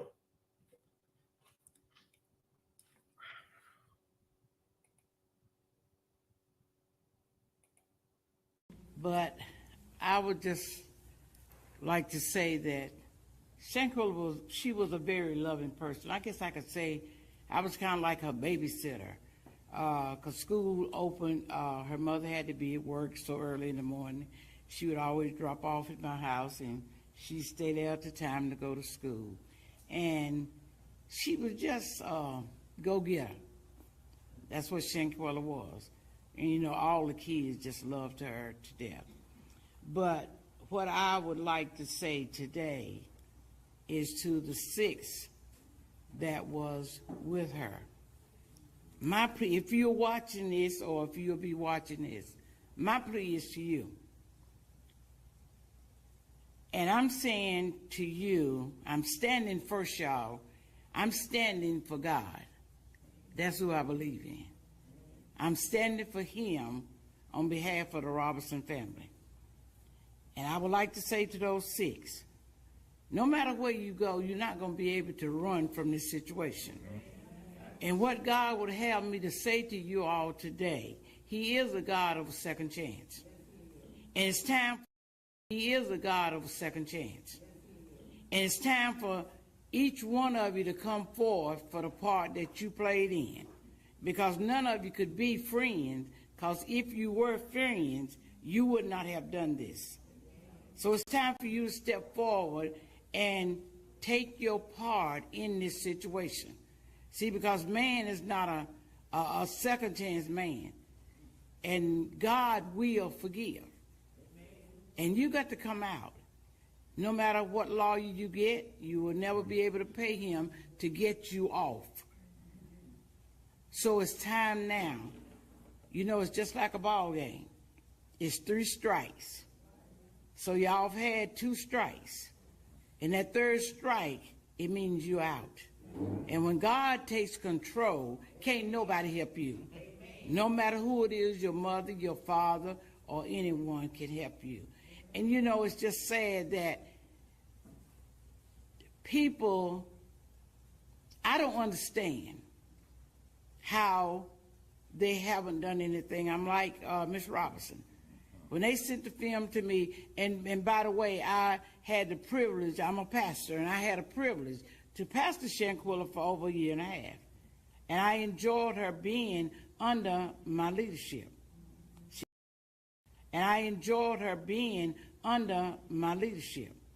She was always there, always loving, always cutting up. She doing what Shanquella do. But to the 6, can't no lawyer help you. I promise you, no matter what you're paying, because the Bible said that vengeance is mine. And God promised, and I believe in him. He said, vengeance is mine, and he said, I will make them pay. So to the Robinson family, keep your head up. Remember Shanquella as she was, and I know that nothing we can do is going to bring Shanquella back. And I believe if God would just give us the opportunity to just speak to Shanquella, Shanquella will tell y'all, I'm all right now. I don't want to come back to this so mean world. She wouldn't want to come back here because. And that's all right. Because they say to be absent from the body is to be present with the Lord. That's what scriptures say. I believe it. And even in her death, she outshined y'all. See? It's deep, but at the same time, it's beautiful. It's the beauty when you see it and you see how life and you see when it plays out. Like in the beginning, it could seem like a person is losing a fight, but they say that it's a marathon. And Sue-Ann told us, she said, I told the family that it's going to be a marathon. And see, as you see it playing out, just when you thought, damn, they got away. Just when y'all thought we got away, we made it back to United States of America. See, now with the civil suit, now y'all funky asses got to come out of hiding. That's the part that I like the most. Y'all funky asses now is going to really be seen by the public. Now y'all funky asses is under the microscope now. You got to come to court. Y'all got to come to court. Y'all was big and bad. Daejhanae, you was big and bad up against Shanquella. Winter, you was slick out the mouth with the doctor. You was big and bad with Shanquella. But what we learned from that attack on them in Greensboro, there's some folks out here that's time enough for y'all. And can you imagine the reporters, the cameras, and everything that's going to be on y'all? Y'all going to have to hide. Y'all going to have to have y'all coats pulled over y'all heads and stuff. See? And Shanquella, just like that, she just looking at y'all.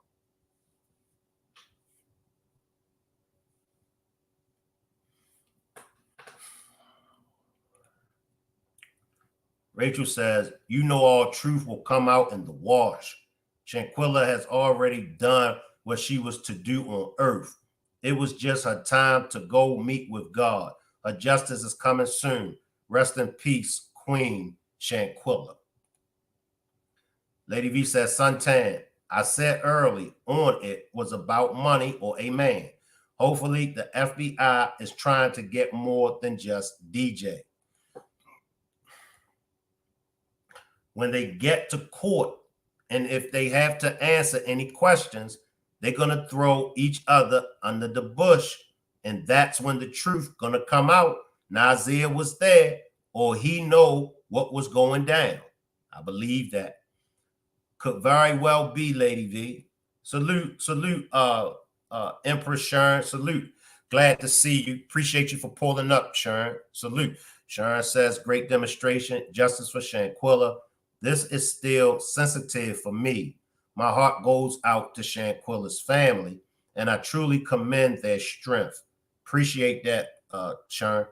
Lady V says, the FBI knows DJ couldn't have pulled this off by herself with the others covering for her or involved. Antoinette says, Rock Squad family, please keep the faith and trust in the Lord. I have been missing for a while because I'm dealing with the gang unit, but I'm smart enough not to get tricked off the street. We appreciate you for pulling up, Tony King. We know that people go through things and people got, things that they're going through. So you all are not going to be able to pull up on every demonstration. And I understand that. That's just like I'm not able to do a demonstration every day. So we do just appreciate the time that you do give us, Tony. Appreciate you. Yes, sir. Salute, LaJessica. I see you, LaJessica. Appreciate you all for pulling up. So somebody got FaceTime. Somebody got FaceTime. Nazeer is covering for Daejhanae. You're covering for Daejhanae, Nazeer. Lady V says, I will be waiting to see how the FBI handles this case. Will they help or hinder? And I'm going to drop the link if y'all want to pull up. Sabrina says, Suntan, it is so much deeper, like Nazeer said, deeper than what we think. Suntan says, I believe it could have been, team. Sharon says, prematurely sent. Know that my heart truly goes out to I understand the challenges firsthand. Justice for Shanquella fan. I'll drop the link. I'm not going to hold y'all that much longer. I will drop the link. If anybody want to join the panel with me, feel free to join the panel.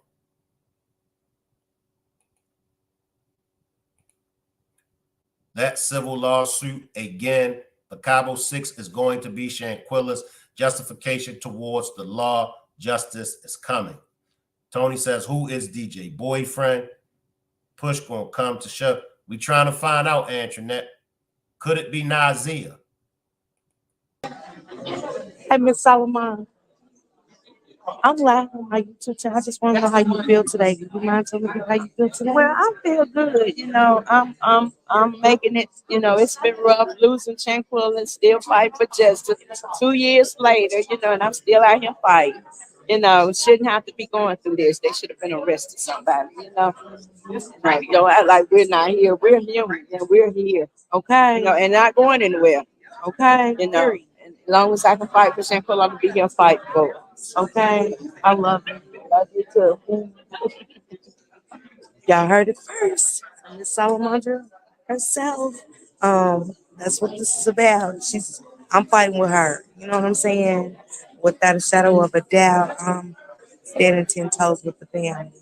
I hope y'all do the same. Don't let nobody throw y'all off from what we came here to do. Who it is or what it is. Stand 10 toes for justice. And that's for all these families. Because Suing said herself, with this case being busted wide open, like they said, somebody's going to bust this case wide open. It's going to be Suing. It's going to open avenues for so many other families. Because trust me, there's so many other families out there feeling just like Miss Solomon, feeling just like. Salute, Snoopy. Salute, Snoopy. Appreciate you for pulling up. Salute, Snoopy. Can I get everybody to throw up some prayer hands for Mr. Bernard, Miss Salamandra, and Quilla Long, and the rest of Shanquella's family? Can I get you all to throw up some prayer hands for Sue Ann Robinson, Andre the Advocate, and the rest of their attorneys and legal team? And most and foremost, let us throw up some prayers for the justice of Shanquella Robinson. Shanquella's family, they need us. Mr. Bernard, Miss Salamandra, Quilla, and the rest of the family, they need us. They are a family, and they are Shanquella's family, and they need us. at every event that I go and I attend, they hurting. Every time I see Mr. Bernard on an interview, he hurting. When I see Quilla and Miss Salamandra, they hurting. And when you never met them and then you meet them, then you're able to really feel it, you know? And when you feel it, you see it, and you know, I could be Miss Salamandra. I could be Mr. Bernard. I could be Quilla. It could be my child. One of us could be Shanquella. This could happen to any one of us, whether we're young or old. It can happen to me. It can happen to you. I challenge us all. I challenge us all to do better. I challenge me first to do better. I understand none of us are perfect. And that's okay. That's okay. God says, come as you are. Come as you are. I challenge us all to do better. Be better. A lot of us are still holding on to a lot of animosity. It's a lot of animosity that we have towards somebody else. Let it go. I'm here today to tell y'all, let it go. Let it go. It's dragging you down. Do not allow anybody to live in your head rent free. Let it go. Think about what it is that they may have done to you. Think about how petty it is. If Daejhanae would have thought about how petty whatever her and Shanquella had that caused this attack, if Daejhanae would have saw how petty it was, she would have dealt with it a whole lot better. She would have dealt with it differently. Shanquella would still be with us today. Daejhanae would not have a warrant from Mexico. Cabo 6, if they would have dealt with it better, if they would have saw just how petty things were, we wouldn't be here today. They thought they was going to get away with it. They thought they was going to get away with it. We all got to do better. Let it go, whatever it is. And whomever it is that you have the issue with, let it go. Because I'm going to tell y'all, when that person dies, it's going to be too late for you to go to that person and tell that person that you're either sorry, hey, look, I apologize, or can we just talk? Because they tried to talk about it. According to the FBI report, and that alleged report from the FBI, it stated that they did try to talk. They tried to talk about it. They argued. They still was unable to resolve it. Some of you are in that situation with somebody. Y'all cannot resolve the issues that y'all have with each other. Some husbands and wives, y'all can't come to some kind of understanding. Y'all are in a nasty divorce right now. Y'all are going through a nasty divorce right now. I understand. But as husband and wife, y'all both had to do better. And I know he done something to you. I know she done something to you. I get it. But sometimes we have to look at the whole picture, and especially if it's children involved. Sometimes we do have to do it for the children, to keep the family together. Sometimes, not all the time. If it's physical abuse, get out. Get out. If it's mental abuse, talk about it. Talk about it. But we got to do better in these issues that we have with one another. Family members, we got to do better, because when we lose a family member,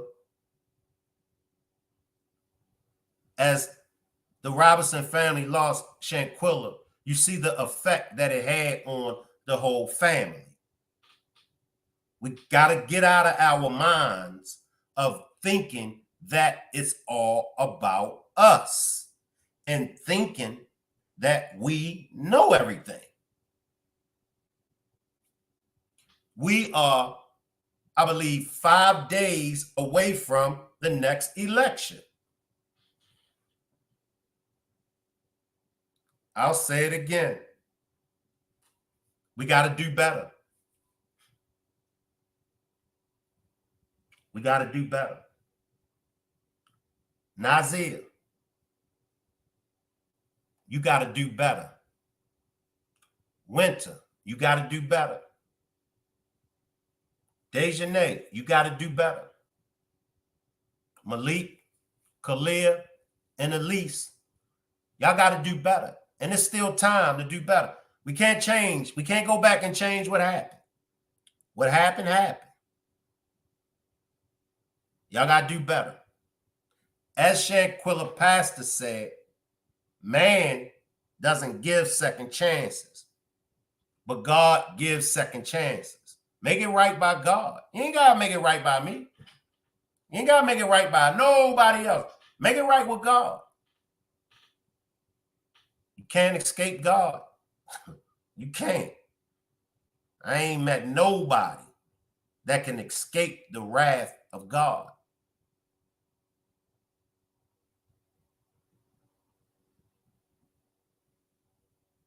I appreciate you all for pulling up. Remember, let us do better. If you are on Facebook, if you are on Instagram, if you are on TikTok, if you on YouTube, you have a platform. You have a platform. I challenge you to use your platform to make a difference. I challenge you to use your platform to make a difference. Because no matter who wins on Tuesday, no matter which one of them win, they cannot fix all of the problems that the American people are plagued with. I don't expect Trump to fix everything. I don't expect Kamala to fix everything. In their defense, they can't do it by themselves. I'm a content creator. I'm a blogger. I'm a YouTuber. I can't do this by myself. Many people think so. Many people think Shank can do it all. I can't. Miss Parker can't do it all. Y'all can help. Y'all can help. Y'all could play a major part in getting justice for Shanquella Robinson. Y'all could play a major part. At the events, at the rallies and stuff like that, come out. If you're in Charlotte, North Carolina, especially if you're in Charlotte, North Carolina, come out. Come out. The family would love to see y'all. If you are a content creator, and you got subscribers, and your subscribers are in Charlotte, North Carolina, try to get some of them together and come and show up at these events.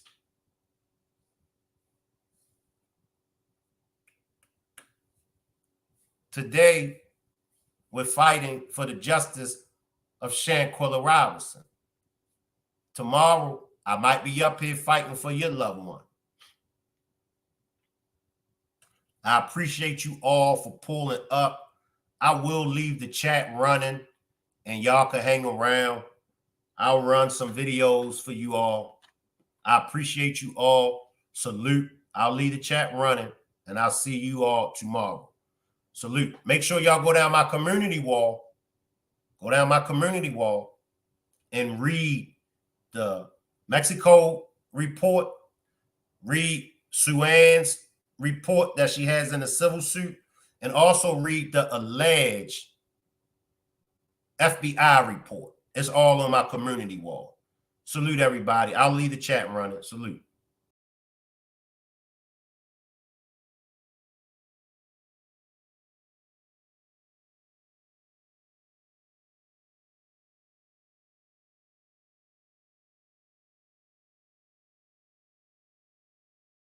Paul, what does the Justice for Shanquella Robinson case mean to you? It means everything as far as Miss Salamandra Quilla and Mr. Bernard. It brings them just a piece of something back from their daughter that they lost abruptly and so unfortunately due to dealing with fakes and snakes. And you know, it's so hard to trust people nowadays due to watching cases like Shanquella Robinson's. So it means everything to get justice for Shanquella. And I love Miss Salamandra and Quilla, and also prayers to you, Mr. Bernard. But getting justice for her means it's gonna bring justice to all of these families that have lost a loved one to violence. So, you know, that's what it means to me. Salute to you, Shank Rock and the Rock Squad. Thank you, Ms. Parker. E-Bet, what does the Justice for Shanquella Robinson case mean to you? Well, it actually means everything to me. She's very valuable. Very valuable. Life is valuable, and everyone should take that very seriously. I'm just thinking about, you know, the family, how unjustified they have been treated, and from the very beginning, it should have been over a long time ago. And if people would stop trying to protect those that did the wrong thing and stand up and really, really think about how this family feels. They want justice. Exactly. We have a young lady that's laying down very early in life. Very early in life. And she lives on. She lives on. So she's making a very strong statement for Black women, and that is we're valuable, very valuable. And it's proven fact that the people around us do not believe that we're valuable. Exactly. Full life. Yes. What does the Justice for Shanquella Robinson case mean to you? Justice for Shanquella means that you gotta watch who you're around at all times, no matter who they are. It's hard to trust people these days, but you have to wipe a clean slate with everybody that you meet. You just gotta, you gotta look inside of people rather than just on the outside. Know who you with, know your surroundings at all times. It's easy to forget, but you just gotta keep in mind. And cases and things like this happening will keep it in mind, keep it in our minds that we can't, let a guard down. That's it. Thank you.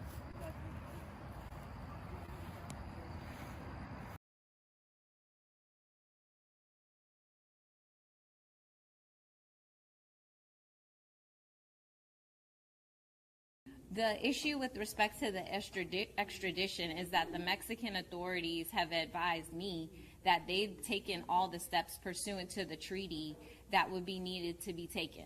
They've done a full investigation. They presented their investigation packet to the proper authorities at the State Department.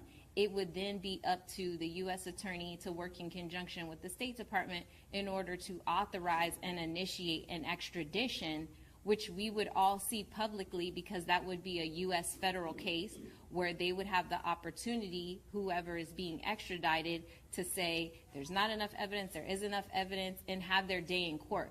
This has not been initiated because we would all know about it. So the issue is that process has not even begun, and we're 2 years out from the incident. So that's what we're saying in the complaint, that the U.S. Department of Justice has not initiated that procedure, and it's been 2 years. We did disclose in full the Mexican investigation in the complaint, which we had not done before, in the hopes that perhaps the State Department or the FBI were actually, as they indicated, working on something. But as you pointed out, today would be the 2-year anniversary, and they have not communicated with us anything other than stating that we can wait another 5 years for a response to our public records request on what they did. So we don't have an option. They have their act.